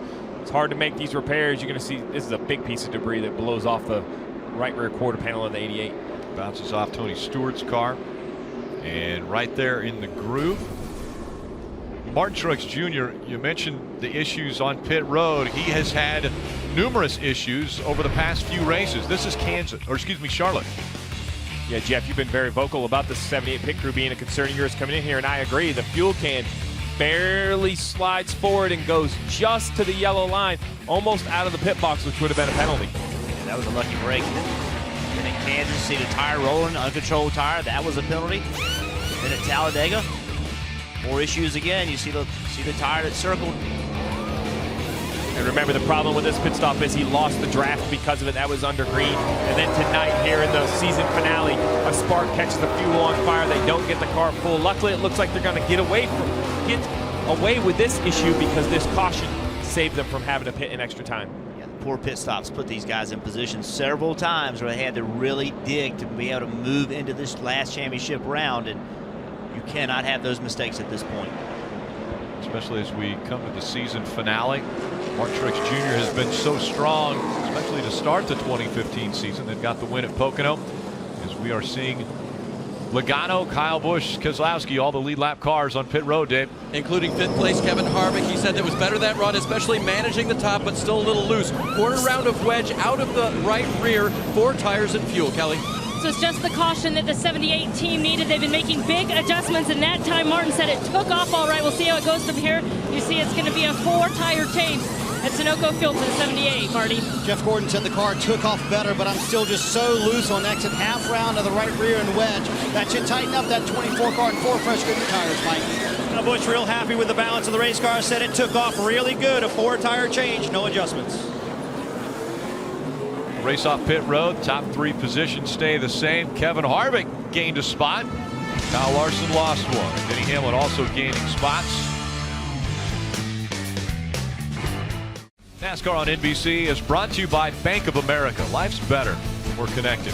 Here at Homestead-Miami Speedway, Bank of America provided a unique experience for veterans at the track with a meet and greet with Hendrick Motorsports driver Casey Kane. The NASCAR Troops at the Track program presented by Bank of America has provided thousands of troops with VIP experiences since its inception. Great opportunity that is for our servicemen and women, and great for Casey Kane to spend that time with them. Welcome back to the NASCAR Sprint Cup Series Ford EcoBoost 400. Homestead-Miami Speedway. After a delay of a little over an hour and 20 minutes, we have completed 153 of the 267 laps. Mike. Well, Rick, in the midst of a championship battle, every detail is critical. So you can imagine the frustration of Adam Stevens knowing that he's having difficulty understanding his driver over the radio. Wait till you get to the front stretch. I can't hear a thing with these stupid radios. I took off really good, but I was at 3.7, my end track bar. And then as I went, after I got put that. So as you can hear, there's static. It's breaking up. Adam followed up that conversation by just simply saying, all right, just tell me, are you loose or are you tight? And he didn't even get an answer on that last pit stop. They didn't make any adjustments consequently. But Steve, you've been a guy up on that box. You could probably tell us just how frustrating that can be. Well, it's very frustrating because you know you're not going to give your driver the best performance from a crew chief standpoint. You can't make the car better. You can't make the right adjustments. Coming up to the restart zone, Carl Edwards stayed out. Joey Logano will be on the inside as they're in the restart zone. Green flag back in the air.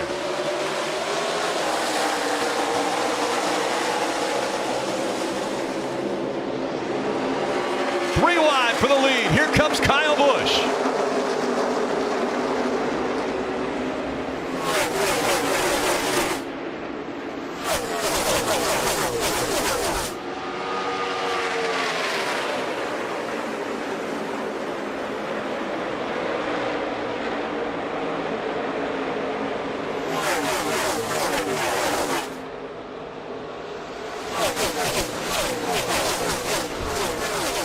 Caution, also a lucky break for the 48 team of Jimmy Johnson.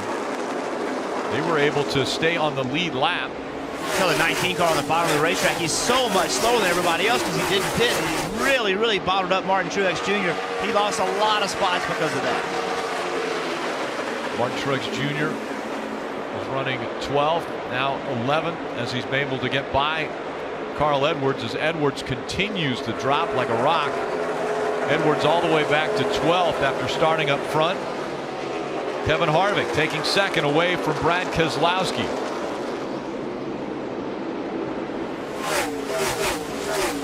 It's amazing to me how you tell these teams if you win this race you're going to win a championship, and they find a way to raise their stake. I mean, they find a way to be better. It's just amazing to me. I always thought I'm doing the most I can do. I can't do anything else, but this has proven to me when there's more on the line, the drivers, the teams, everybody tries to find, and they do find a better way of doing things. Two of our championship contenders running first and second. Yeah, Jeff, you mentioned that 19 chose to stay out with only 5 or 6 laps on his tires, but the tires are worth so much here. He instantly falls back in the pack on that last restart. And we talk about our championship contenders, how they're on the racetrack with every other car. The 78 of Martin Truex here on the inside of Jimmy Johnson, trying to carry momentum down into turn 1. On new tires, the bottom is the preferred lane. Well, the 19 chooses to go here. You see the 78 give him a little shot, but he has to get the 78 has to get out of the gas, hurts his momentum. He loses a spot to the 48 and the 24, his championship or championship contender with Jeff Gordon. Jeff Gordon just in front of Martin Truex Jr. Again, Kyle Busch and Kevin Harvick running 1 and 2, the other 2 championship Ford contenders. And Jeff, you made a great point there.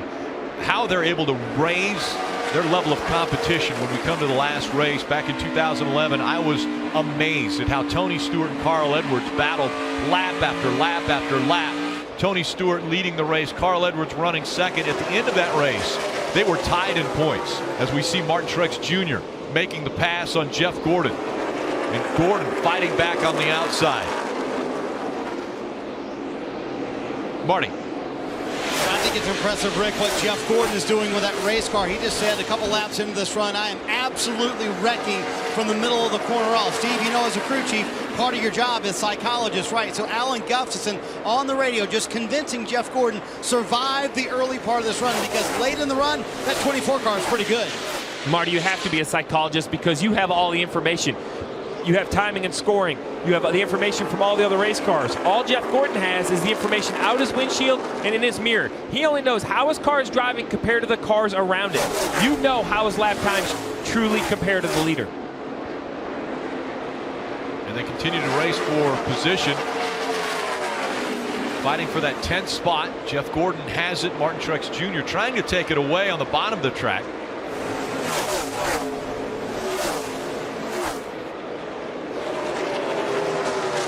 One point earlier in the race, all 4 of the championship 4 in the top 5. Now these two trying to stay in the top 10 as Kyle Busch and Kevin Harvick continue to run 1 and 2. Kyle Busch has now led. You're running me so tight. You were very high. I can't answer that. He's still there. You heard Martin Truex. Why is he running me so tight? A couple laps ago, the 24 chose to be right on the right side door of the 78. We heard Jeff Gordon get upset with Jamie McMurray early in the race for that. He's using that now to try to hold the 78 up. Kyle Busch has led 25 laps of the race, but he's been in front of his other competitors for 100 laps tonight. Tomorrow, Dan Patrick will talk with the Sprint Cup Series champion. You don't want to miss the Dan Patrick Show weekday mornings 9 to noon on NBCSN. Caution is out for the 6th time. It was Josh Wise who brought the caution out as they have damage to the right side of that car. Look back at the replay.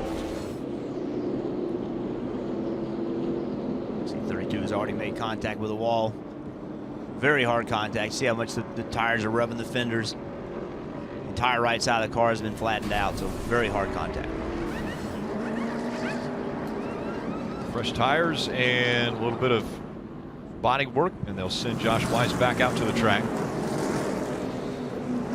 They were last on pit road on lap 151. You both have talked about how important tires are. Is 16 laps enough tires that everyone comes in for 4 tires? Absolutely. Everyone.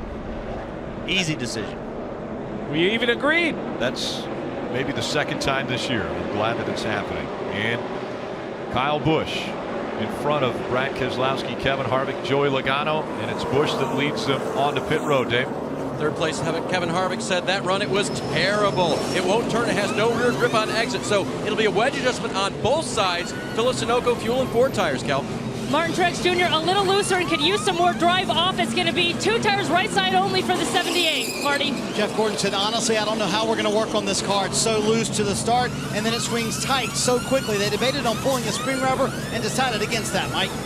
Adam Stevens has called for only 2 chassis adjustments all night long. They've been the same ones. Working on the left side wedge adjustment, a 4-tire change in fuel for Kyle Busch. And the race off pit road is Martin Truex Jr. He tries the 2-tire stop once again. Brad Keselowski, Kyle Busch, Kevin Harvick, the next championship 4 contenders as we go NASCAR nonstop. Welcome back to Miami here with Cole Pern, crew chief on the 78. You made the 2nd decision for 2 tires only. Why now? We were just kind of meddling around there, not really going anywhere, and it's kind of hard to pass and slick. So thought we'd take a stab at it, maybe get another 10-lap run or something like that. We can jump 5-6 spots if we can hold on here. So really just trying to do something to gain some track position.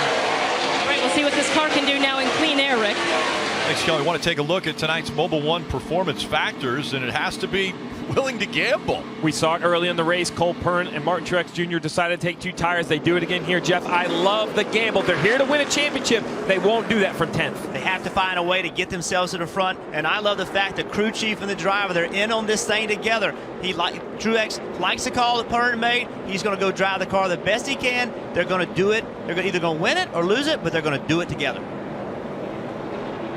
Martin Truex Jr. just changing 2 tires. Brad Keselowski will be on the inside. Truex Jr. choosing the outside line behind him. Kyle Busch and Kevin Harvick. 3 of the championship 4 in the top 4. Back in the restart zone. Back under green.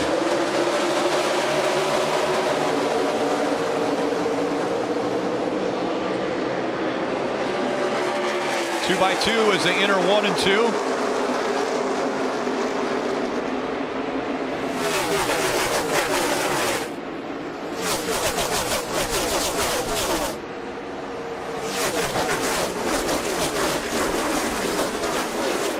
Keselowski out front. How long can Martin Truex Jr. hang on to this position? Kyle Busch looked high, then ducked low, trying to take second away from Truex as they go into one. Remember Cole Pern's theory here, he just needs a short run, 5 or 6 laps, just long enough that everybody thinks they need to cut for tires. He was running 10th. If he can just fall back to 5th or 6th before the caution comes out, this will be a positive gain for the 78.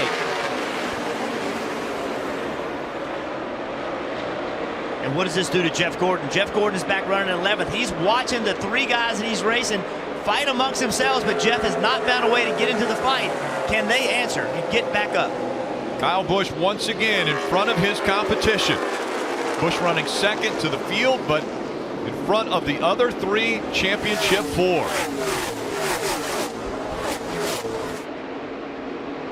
Kyle Busch, Martin Truex Jr., Kevin Harvick. Will it level out for Martin Truex Jr.? Can he hang on to 3rd, even with just 2 new tires? Martin had a big wiggle in the middle of 3 and 4, had to chase the car off the racetrack, lost his momentum. Now the 4 of Kevin Harvick's making a move. Harvick trying to take 3rd away. He gets 3rd, and now will set his sights back on Kyle Busch. Much like we talked about Jeff Gordon early in the race when his car wasn't driving the way he wanted to. He dug in. He found a way to hold spots. That's what Martin Truex has got to do right now. He is at a disadvantage, no doubt, with these tires. But as Steve just explained, if he can stay 6th, 7th, 8th, it's still a gain for Martin Truex and his team.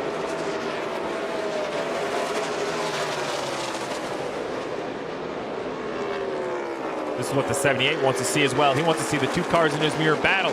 I thought the 22 and the 41 would get side by side. They didn't, although the 78 continues to hold his own pretty well for the older left side tires.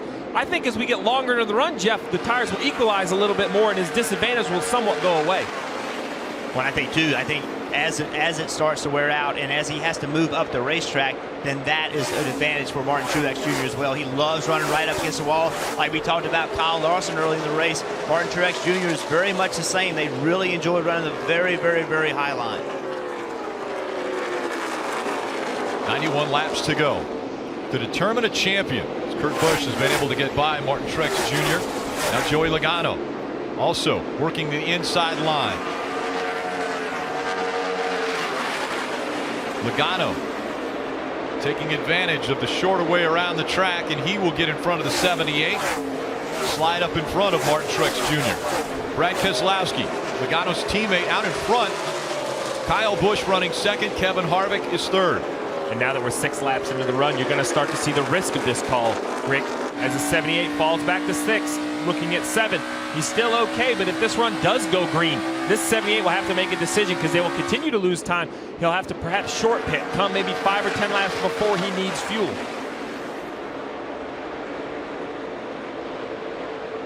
Even if that happens, though, Steve, they had to do something. They haven't shown the speed. They have not shown the speed to win a championship. So you have to do something. You have to get off sequence, do something different to try to steal some track position. Then maybe you do get the magic chassis adjustment. Maybe you do something with air pressure where you can run against Kevin Harvick and run against Kyle Busch. But you first have to get there.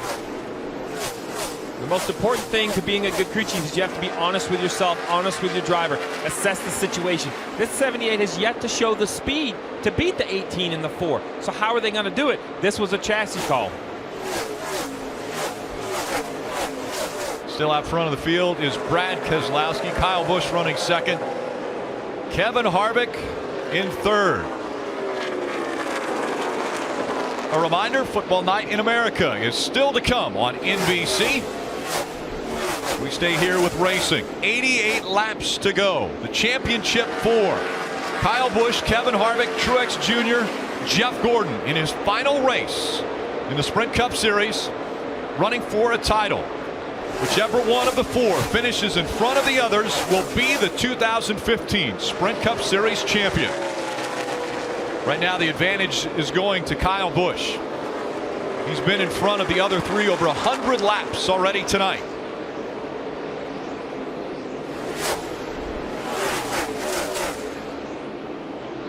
Brad Keselowski, the race leader. After the most recent caution, Brad Keselowski was able to come to pit road, get 4 tires. Those 4 fresh tires enabled him to take the lead Martin Truex Jr., who tried strategy to stay up front, changing just 2 tires, has fallen back now. Truex Jr. back to 7th. Yeah, and as we watch Martin Truex Jr. battle on those 2 tires in 7th, trying to hold off, as we look towards the front of the pack, Kyle Busch running 2nd, Kevin Harvick running 3rd, running very different lines. The 18 trying to protect his position. The 4 of Kevin Harvick has found some speed.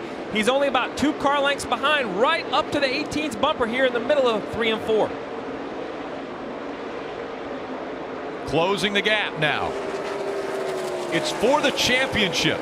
Whichever one of the 4 finish in front of the others wins the title. Kevin Harvick, the defending series champion, working the high line, trying to go back to back. That was a very interesting groove, Jeff. The 4 entered in the middle of the racetrack and brought it up to the high line in the middle of the corner. I'd yet to see that this weekend. And now a half a line below the 18 is where the 4 ran through the center of the turn. The 18 strategy is to take away the line that Kevin Harvick wants. If Kevin Harvick wants the top, you've got to go to the top to take away that line. Then Kevin Harvick has to respond to that. He's got to try to guess where Kyle Busch is going to go. If Kyle does go to the bottom, Kevin needs to jump to the top. If Kyle goes to the top, then Kevin can maybe run to the bottom. So you have to try to guess on corner entry where the 18 is going to be. These 2 up front of the championship 4. Kyle Busch looking for his first ever championship in the Sprint Cup Series as we go NASCAR nonstop. Tonight's aerial coverage provided by Goodyear. Everything we learn making tires for the grueling demands of NASCAR inspires what we roll into yours. Goodyear, the official tire of NASCAR. Shop for all 2015 NASCAR Sprint Cup Series champion gear and much more. Visit NASCAR.com/champ today. A champ will be determined between Kyle Busch, Kevin Harvick, Jeff Gordon, and Martin Truex Jr. And up against the wall, you heard the 88 of Dale Earnhardt Jr., but the 42 of Kyle Larson has been the car on the move, and he has been running within a foot of the wall and doesn't leave it. And when we talk about the high side, Rick, it's one thing to get up right against the wall in the middle of the corner, but on corner entry right here, the 42 never leaves the wall. We see the 4 other cars turn in, get away from the wall a little bit, then drift up towards it and ride the wall on exit. But watch here into turn 1, how the 42 never even leaves. He's within 2 feet of the wall, even on corner entry. And the reason this works is because now his angle of attack through the middle of the corner is right. He doesn't have to drive into the corner and move up to the wall. He's already against the wall. That enables him to go to the throttle. And I want you to think about something 1 second. When you pull into your garage tonight, right? Leave your garage tomorrow, and you feel like you're going to hit the door, the right side door. You can't see over there very well. He is running near 200 miles an hour on corner entry, right against the wall, and that he trusts his car so much. He trusts himself so much. We don't see anybody else in the series that does this on corner entry consistently as well as Kyle Larson does. An incredible run for Kyle Larson as he runs 5th. Let's take a update from our championship 4. We start with Mike Massaro. Well, Rick, over the last couple of stops on pit road, the 18 team has made consecutive left side wedge adjustments. The last one, however, may have been too much. Kyle said the car isn't quite as good this run. Seems to be rolling over on the right rear, and the right rear is just not as attached as it was in the previous run. Expect them to go back on that adjustment next time, Dave. Kevin Harvick does not have a speedometer or a stopwatch in his race car, so when he does something good as far as the line on the track goes, he's told by his crew chief. The last couple laps ago, Rodney Childers was impressed by a line that Kevin took. It was 3/10 better. He said, you might want to try that again. Marty?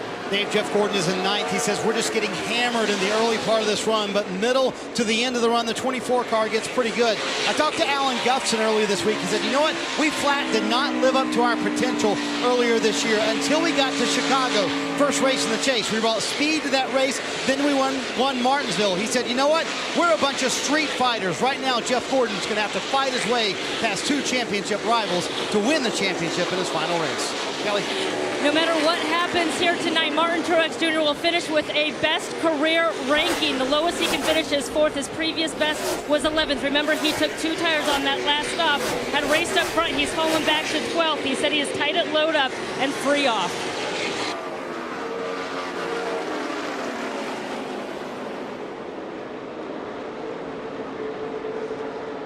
talking about when he says tight and load up. What he's talking about is when the car enters the corner and it first gets load on it, that's where it gets tight. So on early entry, the car is tight, and that hurts the car because now he can't be in the throttle as quick as his competitors can be because it's pointed in the wrong direction. So a little bit tight on corner entry is a good thing because that's security, but a lot of tight prohibits the car from making the turn the way it needs to turn.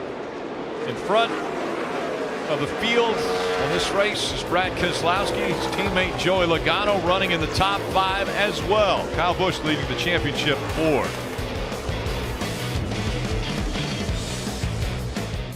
Welcome back to the Ford EcoBoost 400 from Homestead-Miami Speedway. Joe Gibbs Racing has won 3 Cup championships, the most recent with Tony Stewart back in 2005. Celebrate the NASCAR Sprint Cup Championship with Sprint. Switch now and save 50% on most of Verizon, AT&T, or T-Mobile rates. Visit sprint.com/save50% tonight. And Joe Gibbs Racing driver Kyle Busch currently leading the championship 4. Mike? Enjoying a nice ride, and certainly one of the guys pulling hard for him is his crew chief Adam Stevens during the offseason after having tremendous success as Kyle Busch's crew chief in the Xfinity Series. Well, Adam Stevens was promoted to the Sprint Cup Series as crew chief, his first opportunity. Unfortunately for him, in the very first race weekend in Daytona, that's when Kyle Busch suffered his leg injuries, breaking his right leg and his left foot in the Xfinity race. Suddenly, Adam Stevens was thrust into a position he hadn't been with before. He was without his superstar driver. It forced him out of his comfort zone, he says, and forced him and his team to step up. He did say, however, without Kyle Busch driving the race car, it helped them identify some deficiencies in their program. Parts of their program that with Kyle Busch behind the wheel they may not have seen. Consequently, Adam thinks that there may have been some silver lining to Kyle Busch missing 11 races, and that might be the fact that they're a stronger team now. Are they a championship team? We'll find out in about 64 laps, Rick. Final 63 laps now of the 2015 season in front of us.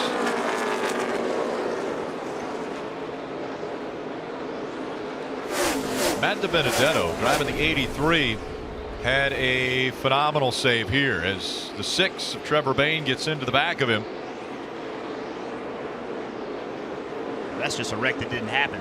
I mean, Matt did a great job, got turned around, did a wonderful job of not getting the car spun all the way around and making contact with the wall. Speaking of doing a wonderful job, Brad Keselowski has been out front for the last 34 laps. Keselowski leading.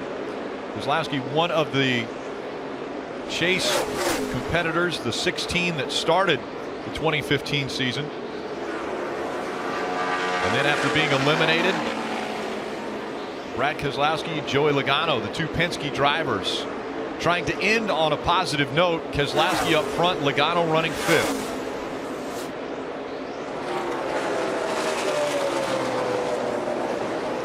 Brad Keselowski would be in the championship 4 if he were to have been able to win at Texas. But in the closing laps, it was Jimmy Johnson who was able to get by Brad Keselowski. Great hard racing toward the end, but Keselowski finishing in 2nd and taking away that opportunity to advance into the championship 4.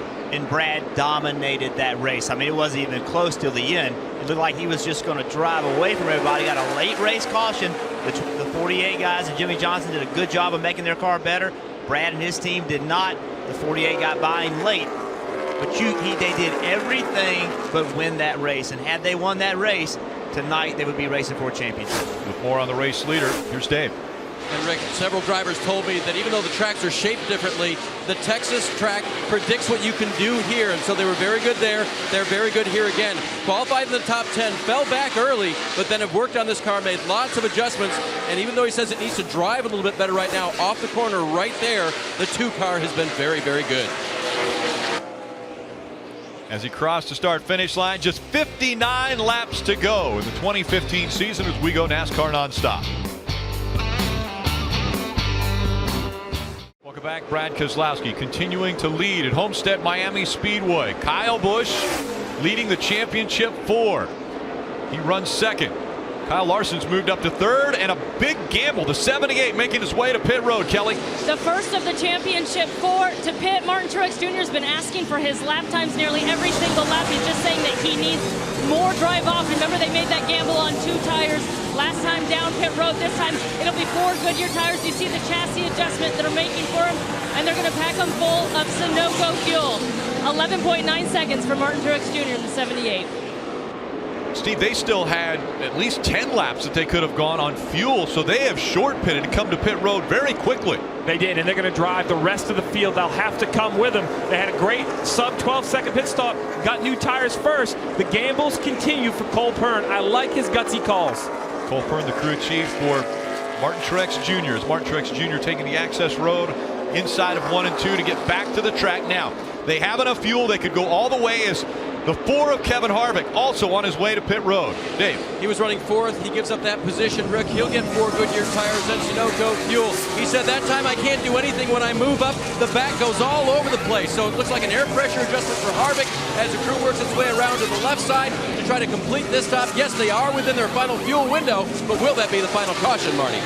Dave, for Jeff Gordon, about 5 laps ago, he said, I'm going to come to pit road. I think I have a flat tire, but the team jumped on the wall. Jeff Gordon, though, stayed on the racetrack and did not say another word. He said it was slightly better. I just can't get back to the throttle. It's too tight. A little bit longer on the right rear there because they pushed a spring rubber in that right rear spring. That should loosen up the 24 car, and a 4-tire stop here for Jeff Gordon. And you see how long that took, 14.2 on the stop, Mike. Kyle Busch wasn't quite as happy with his car over the course of that last run, Marty, feeling like the car was rolling over on the right rear.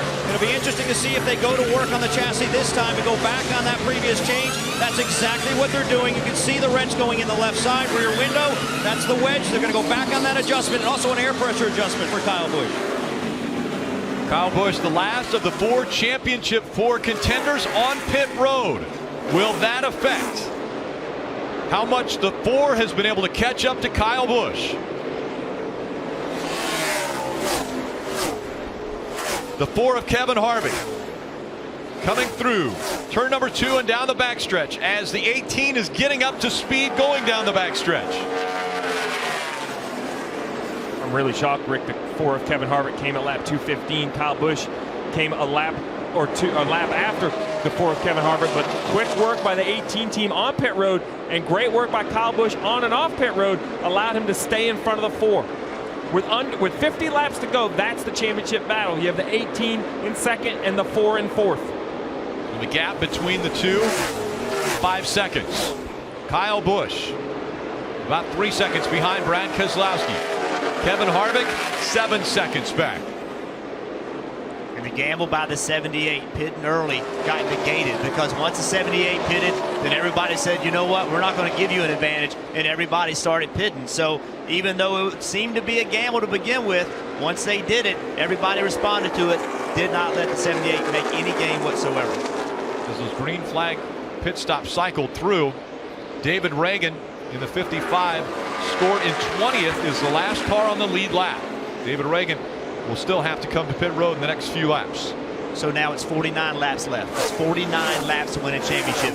Kyle Busch is in good position compared to Kevin Harvick. He's 4.5 seconds ahead of Kevin Harvick. Hit your marks, do everything perfect. Hope you and your team made the changes that are necessary so that the 4 can't catch you. You're only 48 laps away from winning a championship if you made the right changes and if you do the right job. And if another caution does not come out, that would be the big equalizer if the caution would come out in the next 48 laps. But that's Adam Stevens' concern right now. Adam Stevens wants to know from Kyle Busch, how did it take off in these first 5 laps? Maybe 10 laps, maybe 15. Have an idea of how this 18 car is on short run versus a long run. We've seen him have speed. He's in front of the 4, as you mentioned, Jeff. The question is, if a caution does come out, what are the adjustments I need to make if the run is shorter than a fuel run? We know that's going to be the case. We're already only 47 laps to go. And the other thing you have to start thinking about, if you get a caution with 10 to go, with 15 to go, what do you do? Do you do 4 tires? Do you do 2 tires? Do you fill it with fuel? Do you just put enough fuel in it? So the crew chiefs now have to start thinking, okay, what am I going to do if the caution comes out now? What if I do 10 laps from now? So the strategy is starting to be laid right now for late in the race. As the crew chiefs work on that, the driver He just needs to work on that lap traffic. When you have a 4-second lead, not only do you need good laps, but you can't make that one mistake, get caught behind a lap car, make a poor decision. Lap times, lap times. The spotter needs to be constantly feeding Kyle Busch his lap times every single lap. About every 5 or 10 laps, give the difference between you and the 4 of Kevin Harvick. You're 4.5 ahead. You're 4.2 ahead. He's catching you. You're pulling away from him. You need that information as well. But the rhythm of driving a race car is based off a stopwatch. How fast am I going? Am I doing what I need to do? Am I making the necessary changes in my driving ability and my driving technique as the rubber wears off the tires? And all that information comes off a stopwatch that's being given to you. That information is being given to you by your spotter. And as we talk about the 18 of Kyle Busch, the 4 of Kevin Harvick, they are battling for a championship. Brad Keselowski, 2.5-second lead. Had showed this speed at Texas, as you documented, Rick. Got beat by the 48 car in the closing laps. Here he was, 45 laps to go, 44 now, with the opportunity to win a race. A championship is absolutely huge. That is the ultimate goal. But for the 2 of Brad Keselowski, he's not eligible for the championship. This is the only goal left in front of him. Try to win tonight. Get another win on the 2015 season is what Brad Keselowski is thinking. But you have to remember back to the way the season started for Kyle Busch. What an incredible comeback Kyle Busch has made. He missed the first 11 races of the season because of a broken leg and a broken foot.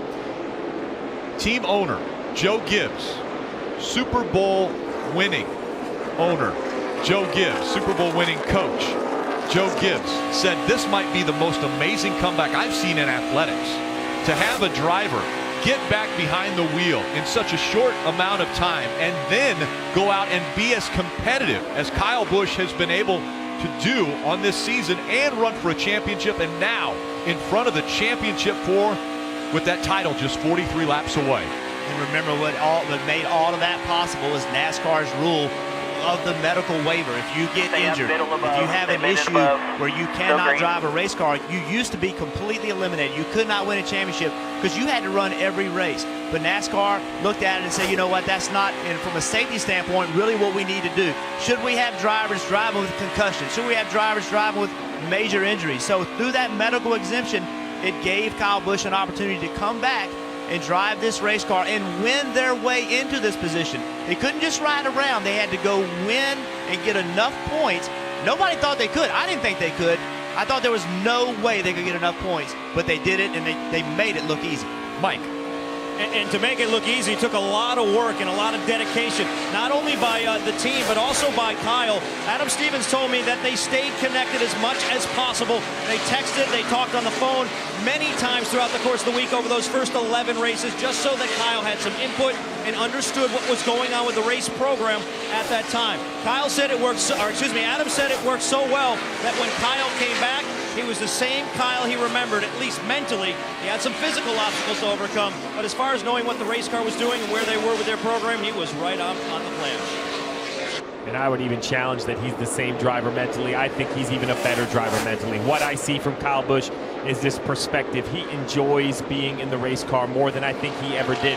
He had an interview this weekend where he mentioned exactly the 8 months to the day from his surgery. He kind of let his guard down, and I saw in his face the emotion, the appreciation of being behind the wheel. Yeah, let's be careful. Let's don't give him the championship just yet. How many races have we watched? 39 to go. That's right. Well, we just talked about Brad Keselowski dominating the race in which he didn't finish it off, and Jimmy Johnson won the race. So anything can happen in these races. If we get a late race caution, all bets are off at that point. Again, they have enough fuel. They can go all the way to the end. On fuel, the tires wear out quickly, so the lap times fall off. But Kyle Busch running second to Brad Keselowski, but in front of the other 3 championship 4 contenders. Kevin Harvick has dropped back to 4th. Kyle Larson just in front of him in 3rd. Denny Hamlin running in the top 5. Kurt Busch, Kyle's older brother, running 6th. Carl Edwards is 7th. Matt Kenseth, after a 2-race suspension, running 8th. Joey Logano is 9th. Jeff Gordon, the other championship 4 contender, running 10th. Then Jimmy Johnson, Jamie McMurray, and Martin Truex Jr. running 13th. Martin Truex Jr. the furthest back of the championship 4. Currently on the lead lap, 19 cars. Martin Truex Jr., also an amazing story. A year ago, he moved over to Furniture Row. All through the 2014 season, Martin Truex Jr. struggled. He only led one lap in 2014, and then 2015 came around. An extremely competitive race car, leading laps, leading races, and finally got that first win with Furniture Row Racing at Pocono in the summer. That enabled him to be a part of the 16 drivers running for a championship. Let's update all of the chasers. We start with Mike Massaro. And down here in the 18 camp, Rick, you can start to begin to feel a little bit of the tension surrounding this championship battle, some emotion. In fact, Kyle Busch's mother, Gay Busch, has just arrived in the pit, and she's observing. You can see on her face, there are almost tears in her eyes. There's a lot of anxiety here as she watches Kyle race for this championship right now. She saw her younger brother, Kurt, win a championship here at Homestead back in 2004, and now her younger son, Kyle, on the verge of perhaps his first Sprint Cup Series title. She just embraced Joe Gibbs and obviously watching with great anxiety here over the closing laps. Dave? Mike, Kevin Harvick asked if there was more pressure on having been the champion last year and doing it this way, or pressure off. He said pressure on because we want to be able to do it again. It's probably self-inflicted. We don't want to flop, but pressure off because we have been here before. Right now the problem is a loose race car. He just told his team it's just not there. It's terrible. They're sure hoping for one more chance to work on it, Marty. Hey, Jeff Gordon knows time is running out here. He asked Alan Gustafson a moment ago how many laps are left. He told him 34 right now. He said, we're better, but we're going to need some help. You see Jeff Gordon in 10th. And I think Rick Hendrick put it best this week. He said this championship, or lack thereof, will not define Jeff Gordon's career. For me, it's about the man, Jeff Gordon. We've had a 23-year relationship. We've never done a deal on anything other than a handshake. That says a lot about the man. To me, it's all about the friendship I built with Jeff Gordon. The championship and wins will not define him. Kelly? Martin Truex Jr. and his crew chief Cole Pern, two of the most easygoing, laid-back personalities in the garage, but as the handling on this car is still in bad shape, you can feel the frustration starting to set in. Frustrating, man. We're terrible. Sure, man. Just keep fighting. 6 tires against 4. Hey, man. I wish we were better, but that's all we got. No, bud. I'm trying everything I can freaking think of. Do something, man. We ain't getting anywhere. We've been getting anywhere since we started yesterday, so we're trying something every stop. And then that conversation continued with Martin Truex saying, hey, if we come back to pit again, please put some air in these right side tires. And that's the amazing thing, I think, that most people don't understand. They can feel when you go down in tire pressure, and a lot of time, Jeff, as a driver, you can feel it from which tire it is that's down on air pressure. Yeah, no question. It's a huge part of the adjustments that the teams have, changing the air pressure in the tires, the difference in the air from the rights to the lefts. All those make a great deal of difference. And, you know, at this point, you know, they've struggled all weekend. That's what you heard them say. We've been trying stuff all weekend. They just haven't found the speed. We thought coming into this weekend that they would be very, very difficult to beat. To our surprise, they just haven't had the speed.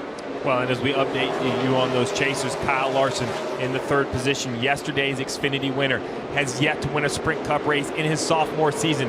This is his style track, running around the top, and the lap times have kind of flipped. We've documented all night about how this 42 gets really, really good towards the second half of a run with 30 to go.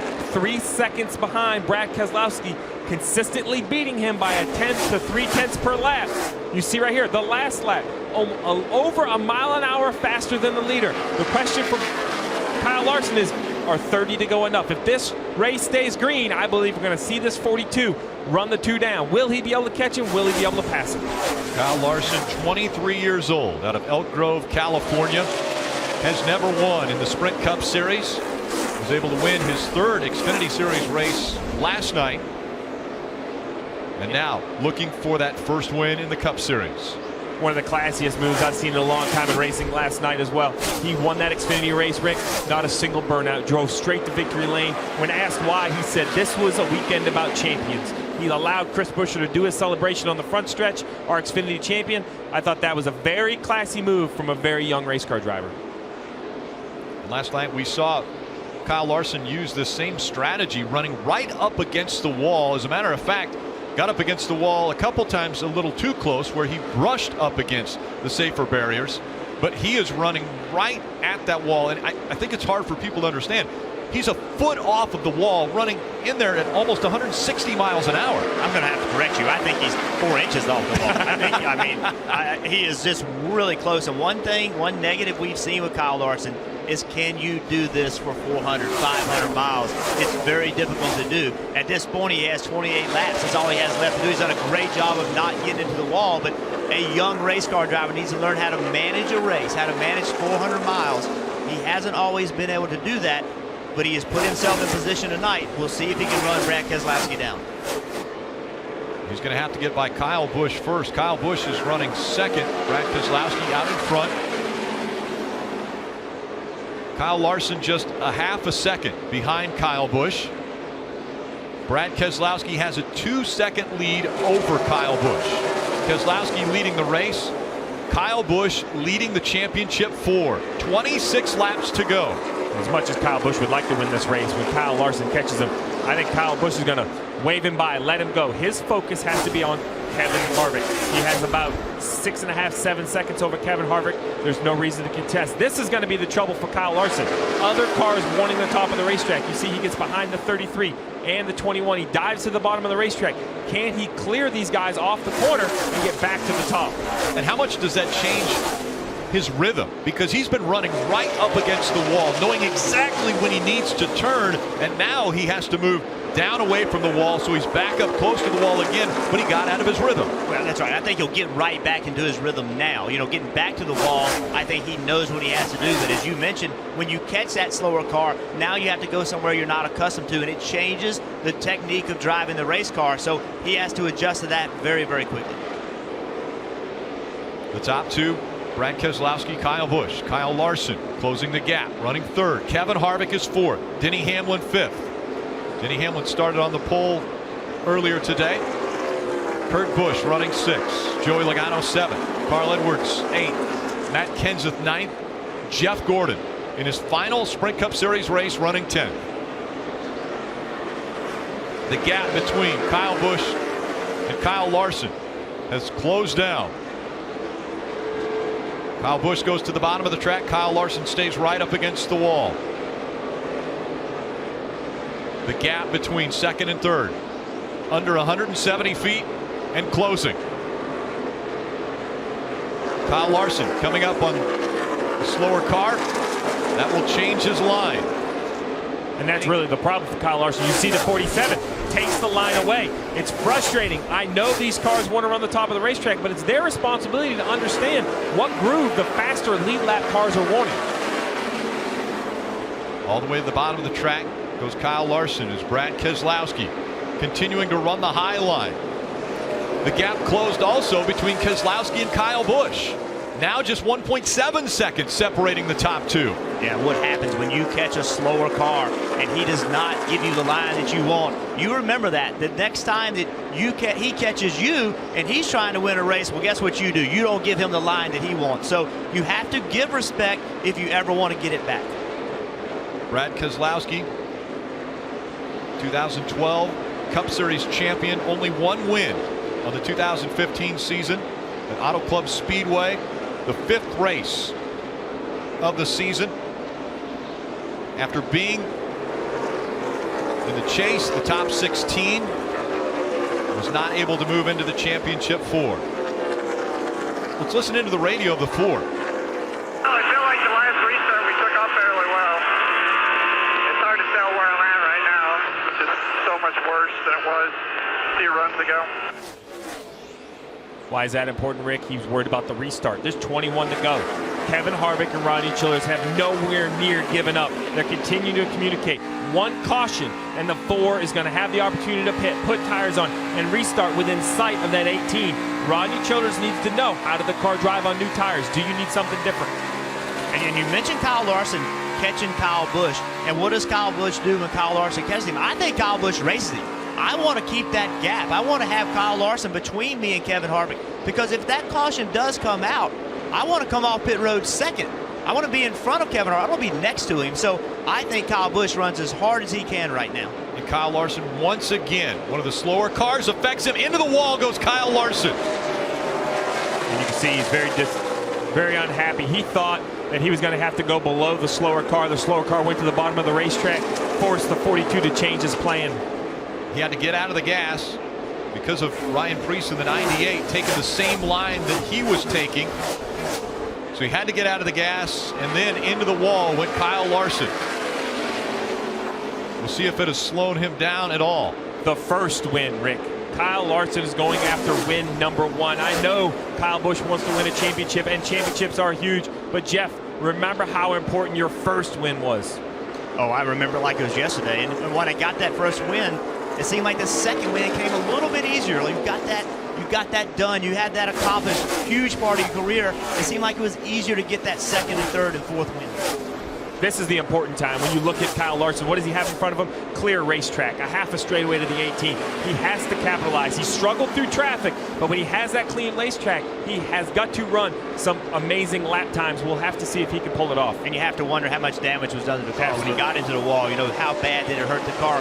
We've heard a lot of times when cars get into the wall, they now don't turn as good. They don't, you know, the front end doesn't work as good because aerodynamically your car just isn't the way it was before you got into the race. You've mentioned time and time again how you kind of have to guess where that car is going to go. Well, a couple laps ago, right here, you see Kyle Larson closing on the 98 of Ryan Preece very quickly. Well, the 98, 42 turns to the bottom. The 98 goes to the bottom. It causes the 42 to go back to the top. Two young drivers. Kyle Larson guesses wrong on which direction the 98 is going to do. I think the frustration carries over to corner exit if he gets into the wall. Well, it messes rhythm up. He's been entering the corner right against the wall, and this time he entered the corner and he wasn't against the wall, so that messed up the flow of the corner, and that ended up putting him into the wall because that changed. When do I go back to the throttle? That, again, I talked about it several times. The driving technique, it changed it, and that's why he got into the wall. Less than 16 to go. Brad Keselowski has just over a second lead now over Kyle Busch. That gap continues to shrink. Kyle Busch still leading the championship for Mike. And you got to think back to February to really appreciate this story, Rick. It was back then when Kyle Busch was sitting in a hospital bed wondering whether or not he'd ever be able to compete for this championship this year. Now trying to complete the improbable comeback story. He may only be 15 laps away from his first Sprint Cup Series title. He's been very quiet over the radio, focused, not saying anything. Dave? Mike, who had the fastest car over the course of the season? You could argue it was the 4. He finished second or first 15 times this year. But this championship is not won on averages, and they need to win this round. They need to get lucky and have a caution come out and get another adjustment on that 4 car, or it's not going to happen, Rick. Things are going to get very interesting now as Kyle Larson has caught Kyle Busch and gone by. Kyle Larson now will try to reel in Brad Keselowski, and Larson has been the fastest car on the track. As a matter of fact, the last lap he was almost a second faster than Brad Keselowski, as he's just a second back. And I think Kyle Busch recognized the fact that he could not keep Kyle Larson behind him. Instead of racing a young driver that wants his first win and potentially take your championship away, he just gave that spot up. He didn't put up a big fight. I think that was a smart move. I think if he was faster, he would have put up a bigger fight. But the rate at which the 42 was closing, Kyle Busch just made the decision, you know what, I'm going to give this spot up. Does he have enough time? Does Kyle Larson, with just under 13 laps to go, have enough time to close the gap and catch up to Brad Keselowski? There's the gap between the two.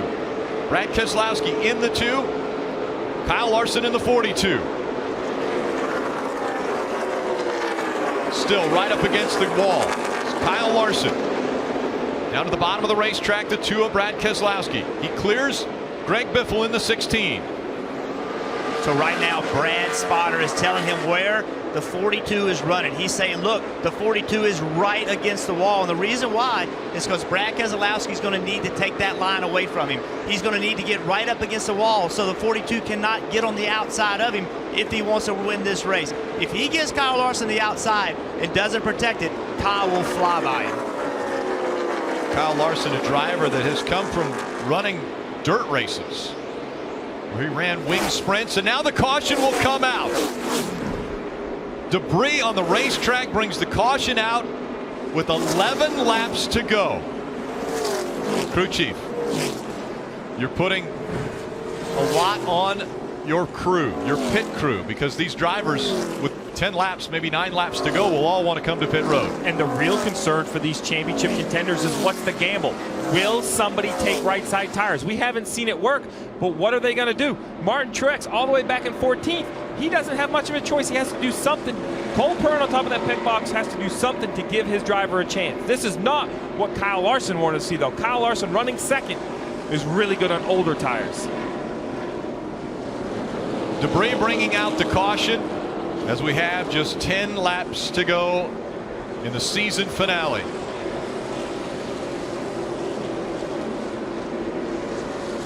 The flagman called the debris. It was actually right underneath the flag stand, and it's been pushed away and moved. So now Brad Keselowski, Kyle Larson, who was able to get right behind the two, Kyle Busch, Kevin Harvick, Denny Hamlin, Kurt Busch, Joey Logano, Carl Edwards, Matt Kenseth, Jeff Gordon, of course Martin Truex Jr., one of the championship 4. What kind of strategy, what gamble will one of the championship 4 be willing to do to try to win the title? This is what we talked about, the 18 and the 42. Had the 42 not gotten by the 18, he would be behind the 2. We're going to see the 4 car pull up, get on the pit road, and try to get right behind the 18, try to have a better stop than the 18 and beat him off pit road. With the gap that these front 3 have, I think they all have to do 4 tires at this point. Lead lap cars making their way onto pit road. Dave? Harvick was asked, what do you need for a shootout? He said, I've got to turn through the center, so they'll make an adjustment for him. 2 tires to start and fuel. He'll get 4. Kelly. Martin Truex Jr. really needed this caution to come out. They're going to make an air pressure adjustment. It's going to be 4 fresh tires and fuel for the 78, Marty. Jeff Gordon was stuck in 10th that entire run. He said, I like that last adjustment. It took off good for a lap or 2, but then just goes so loose off an air pressure adjustment. That's it, Mike. Wedge adjustment on the left side for Kyle Busch. A very important pit stop here. 4 tire change. He's away. A very tight race off of pit road. Kyle Busch grabbing a spot as he's able to beat Larson to the commitment line, the pit road exit line. Larson drops a position. And I mentioned the debris that was just underneath the flag stand was what the flagman had signified, but it actually moved away after they came out with the caution, but that was the piece of metal. Kyle Busch, who was leading the championship 4, and that was Coach Joe Gibbs' reaction when the caution came out.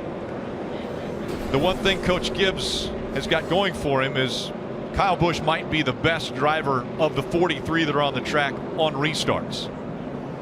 Always is aggressive, and he will start on the front row. It's going to be, we've talked about this racetrack, how unique this racetrack is, the progressive banking, flatter on the bottom of the racetrack, more banking as you get up near the wall. It allows these drivers on these restarts to run all over the racetrack. We're going to take the green with 8 laps to go.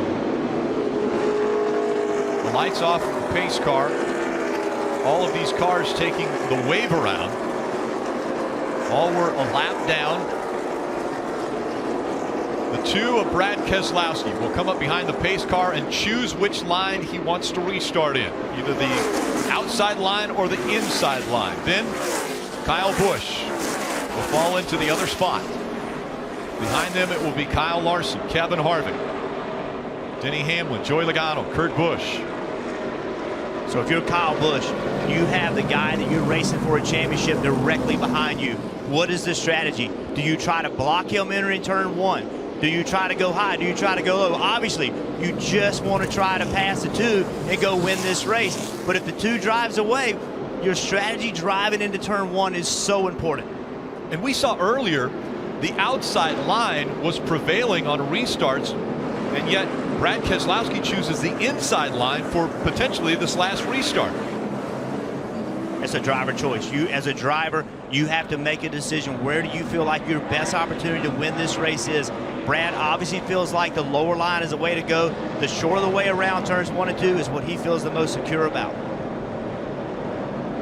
2 by 2. The field working their way through 3 and 4. The pace car off the track. Brad Keselowski on the inside, race leader. Kyle Busch on the outside, championship 4 leader. Into the restart zone. Green flag back in the air.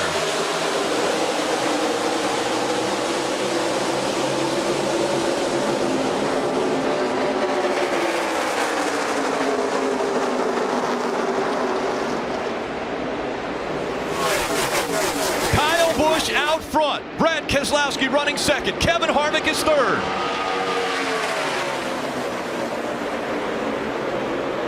To the bottom of the racetrack they go.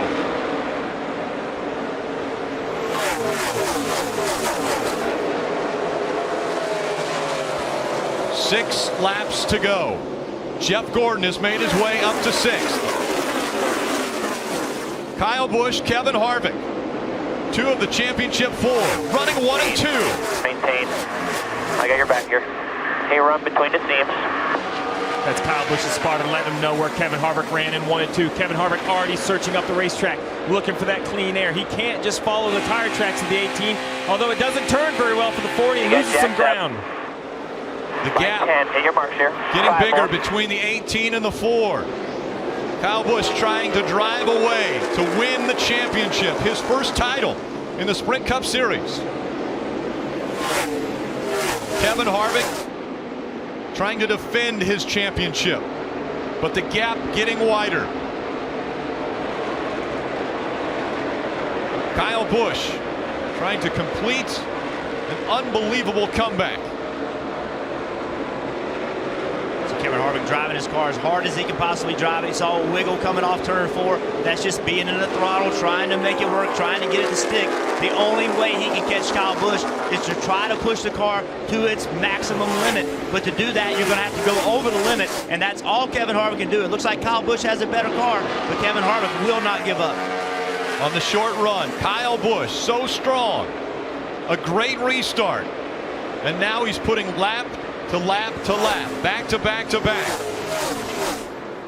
Great laps. 3 to go for Kyle Busch. Kyle Busch needs to focus on the front windshield. Pay no attention to the rear view mirror. Your spotter will let you know what's going on behind you. Just pay attention to your car. Do not let the 4 car force you into a mistake. A year ago, it took a win to win the championship. It's going to do it again. Kyle Busch in front of Kevin Harvick, the top 2 in the championship 4. 2 to go. I love the tone. The tone of the spotter, very calm, like he's sitting next to him at the table, not agitating in his driver at all. Let Kyle Busch does what he do best. Drive this race car to the max of his ability. He's pulled out to a 2.5 lead. Down the backstretch they go. By 20. All good here, bud. 20 car lengths between Kyle Busch and Kevin Harvick. Coming out of turn number 4. The white flag will go in the air. White flag. Coming back no matter what. By 20. No One more time around. Kyle Busch missed the first 11 races of the season with a broken leg and a broken foot after an accident at Daytona. It's by 20. Down the backstretch. His closest competitor, just a dot in the rearview mirror. Through 3 and 4. No one has battled through as much pain and had as much perseverance as 30-year-old Kyle Busch. Tonight he earns his first Cup title. Kyle Busch, the 2015 NASCAR Sprint Cup champion. Oh my God! Look at me,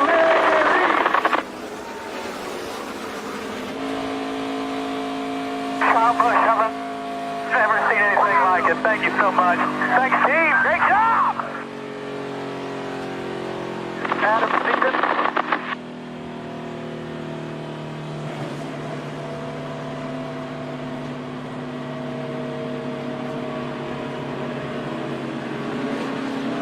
Attaboy, guys.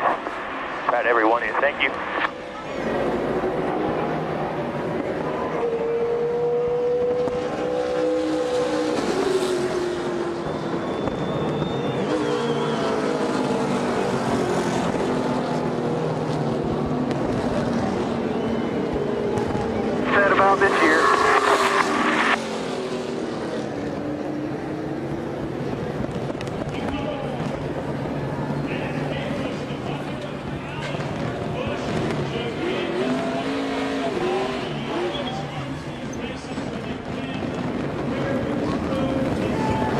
post-race interviews, the championship celebration will all be on NBCSN. The 4th championship for Joe Gibbs Racing, the 1st for Kyle Busch. Sunday Night Football next. Congratulations, champion. You're the new champion. We'll come on down here when you get ready to celebrate. We'll celebrate right there at the Sprint Cup. And welcome back to Homestead-Miami Speedway. Kyle Busch has shown such maturity.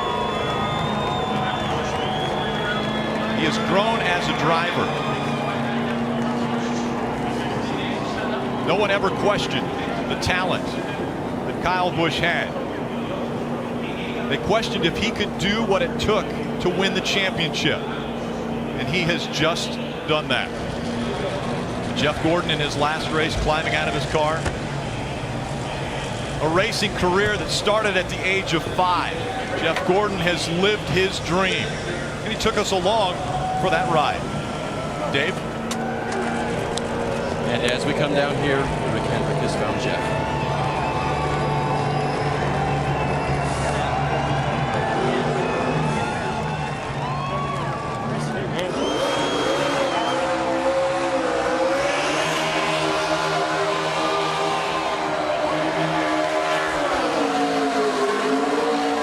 Best at celebrating. Over the 3 top series in NASCAR, he's won over 150 races.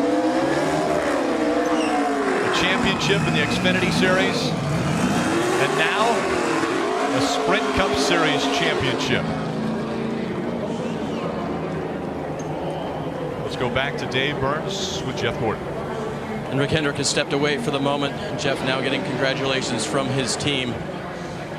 Jeff, I heard you call it a dream come true, thanks to Mr. H, before you got out of the car. Oh, yeah. I mean, you know, who would have ever thought coming from Indiana as a sprint car driver that could come south to North Carolina and race for people like Bill Davis and then get the opportunity to work with the greatest owner in the Cup Series that there's ever been, and that's Rick Hendrick. And he's way more than a car owner to me, so I'm so appreciative. It's been most amazing experience. Gosh, I'm a little disappointed, I'll be honest. I thought going into today's race we had something for him, and I think when the sun went down we were missing a little something and just didn't quite have it when the track cooled down, and had to work on it. But I love the effort, and we showed what we're made of right there at the end by climbing our way back up to 6. So I'm proud of that. I'm proud of everything. That's the biggest thing, and these little ones make it all worthwhile. It's a happy, good day. I want that win, but we're still going to celebrate. Jeff, with the kids here, and Ingrid as well, we see what matters now going forward, Rick. Family. Jeff Gordon transitioning into the next chapter of his life. And Kyle Busch winning his first Sprint Cup Series championship. How does this change Kyle Busch? He is now the 2015 Sprint Cup Series champion. He did whatever he had to do. It took winning the race once again.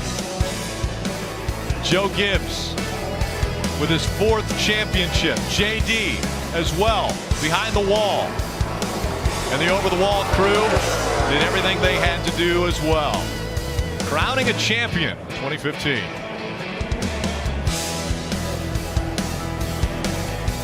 Championship moments ago. Kyle and Samantha. What an incredible run Kyle, his family have made. Kyle now joining his brother Kurt as a champion in the Sprint Cup Series. You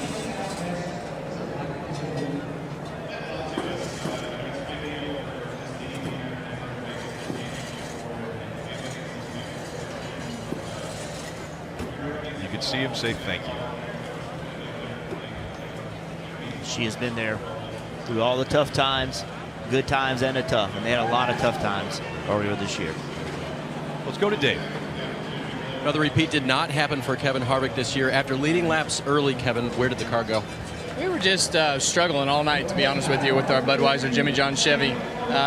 We had a lot of trouble getting up off the corner and putting the power down, and the longer the run went, the looser that we would get up off the corner. But I just want to thank everybody at Hendrick Engines, SHR, Outback, Mobile One, Hunt Brothers, Dytech, everybody who's a part of this car and been supportive of us over the last 2 years. It's been a great couple years, and looking forward to next year. So it's fun to be able to run like this. You always want to win, but I've learned not to get greedy. After last year, I felt like we had everything go our way, and tonight it didn't go our way. But just congratulations to the 18 team and everything they did, and all of our guys have done a great job all year. People coming by to congratulate Kevin Harvick. It was a good run for him. He'll go again at it next year. Kevin Harvick came as close as you could, finishing second to Kyle Busch. Will finish second in the point standings. Jeff Gordon finishing 6th in the race.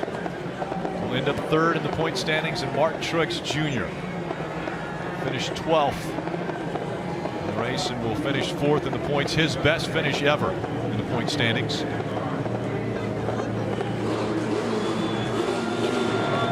Kyle Busch making his way around the track and will make his way to the championship stage.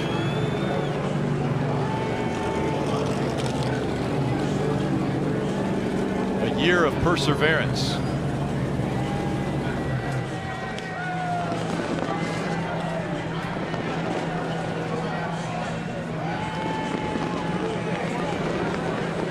Kyle Busch, after coming back from his injuries, had an incredible run where he won 4 races. This is now his 5th. Let's go to Marty. He's coming here. He's been congratulated by all of his teammates, including David Reagan, who was such a key part of this team when Kyle Busch was out. He filled in and helped the team get to this point to where they could win a championship. Taking a moment, take a breath, and kind of soak in the moment, if you will. Get a drink of water. Trying to get his arms around the fact that he is your 2015 Sprint Cup Series championship. Here comes Kyle Busch.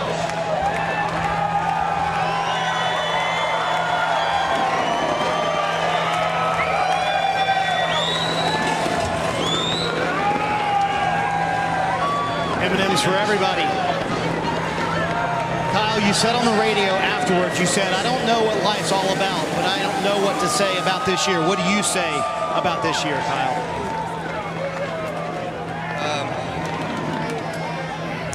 Pretty unbelievable, I guess. You know, it's a dream of a lifetime, a dream come true, and something that only happens every so often, you know. And I just can't believe it with everything that happened this year and all the turmoil, all the things that I went through, that my wife went through, that my family went through, and people those around me that they went through. This championship is all for these guys, for my wife, my family, and everyone who sacrificed so much to get me here and to get me to this place today, whether it's been on my team right now or on my teams in past. It's certainly awesome, and I can't thank M&M's enough. M&M's Crispy, they're a phenomenal sponsor.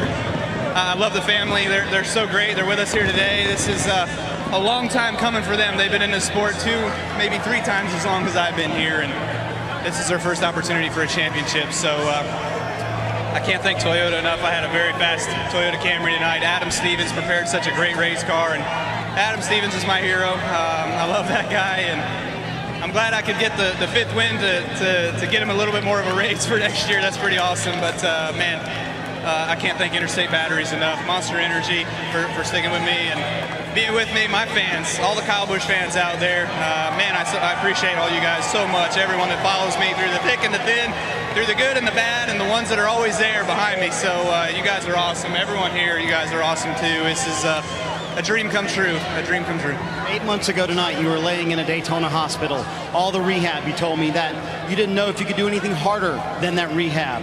Did you really think this moment was possible, Kyle? Oh yeah, no doubt. I said back then, I'll say it again, you know, the rehab and then getting back and getting ready and getting healed and focused, all that was the hardest part. Yeah, hardest thing I've ever gone through. And And to put it all together here tonight, this night wasn't quite that hard, you know, but I had one special driver, and Tony Stewart, come see me 8 months ago tonight, and he helped me through a lot of that stuff, but I've had already about 6 or 7 here tonight, so it's pretty awesome to have this opportunity and to be here and to beat guys like this one right here, Mr. 4-time.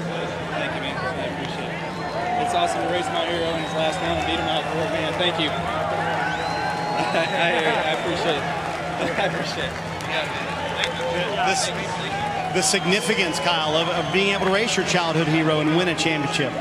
I don't know that you could have ever scripted it any better. For him to be in his last year and go out, I guess I wish I could have beat him sooner in that time, you know, when he was still running or had another year to go after it. But, man, to have a shot with these 4 final drivers, you know, Martin Truex, one of the best in Homestead, and Kevin Harvick, one of the best the last 2 years, and Jeff Gordon, one of the best of all time. You know, to go up against those guys here tonight and to score this victory for this number 18 Toyota Camry was phenomenal. And I can't be remiss without thanking Coach Gibbs and his family, and JD's here tonight. JD was the first selfie over there in turn 1. That's so cool. And man, this night is just all about these guys and these people that have poured their heart and soul into Kyle Busch. So much changed you this year, the wreck and everything, but talk to me about Brexton and what that brought to your life and how that changed your perspective on the job and life, everything. Well, it sure did. I mean, I've never dreamed of anything so little could be so happy, but he's such a cool little dude, and you know, he's always smiling, always having fun, and except about 4 a.m., you know, that's daddy time. That's a little rough, but it's all worth it in the end. You know, Samantha and I, for what she went through and what we've been through this year, to have Brexton in this year, his birthday 5/18/15, it's so cool to have him and to have him be a part of all of this here tonight, and of course to celebrate with his father. He'll never know what this meant today, but maybe one day if it's on his own, he'll know what it means. I gotta ask you about a little bit of racing. Talk me through that last restart. Man, you were out of a cannon. Yeah, well, I knew it was time to go. I don't know why Brad chose the bottom, but he gave me the top, and I was like, well, this is interesting, because I wasn't expecting that. But it did put Harvick behind me, so I knew I just had to protect whatever Harvick was going to do, if he was going to try to shoot the middle and shoot the gap or whatever it was going to be. But, man, I don't think I got hit. I think I just got a really good restart and just got going. I don't know if Brad spun his tires or what, but when I got to turns 1 and 2, we were pretty even. But, man, I held it to the floor, and I gave it everything I had those last 7, 8 laps, whatever it was. And that's why I said his Toyota Camry was awesome. And Adam Stevens made a phenomenal adjustment there on that last pit stop to give me exactly what I needed to go out there and run some hard laps for 8 laps and drive away. Congratulations, you're the champion. I hear you, man. This is so cool. Woo! Yeah! All right, Kyle Busch, obviously a little bit happy to celebrate this 2015 Sprint Cup Series championship, Rick. Brothers, family. Kyle and Kurt, the father, all with an embrace.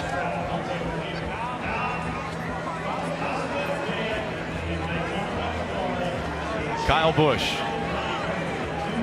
will receive the championship trophy when we return. The celebration has just begun. Kyle Busch, 2015 Sprint Cup Series champion, will be on the stage next.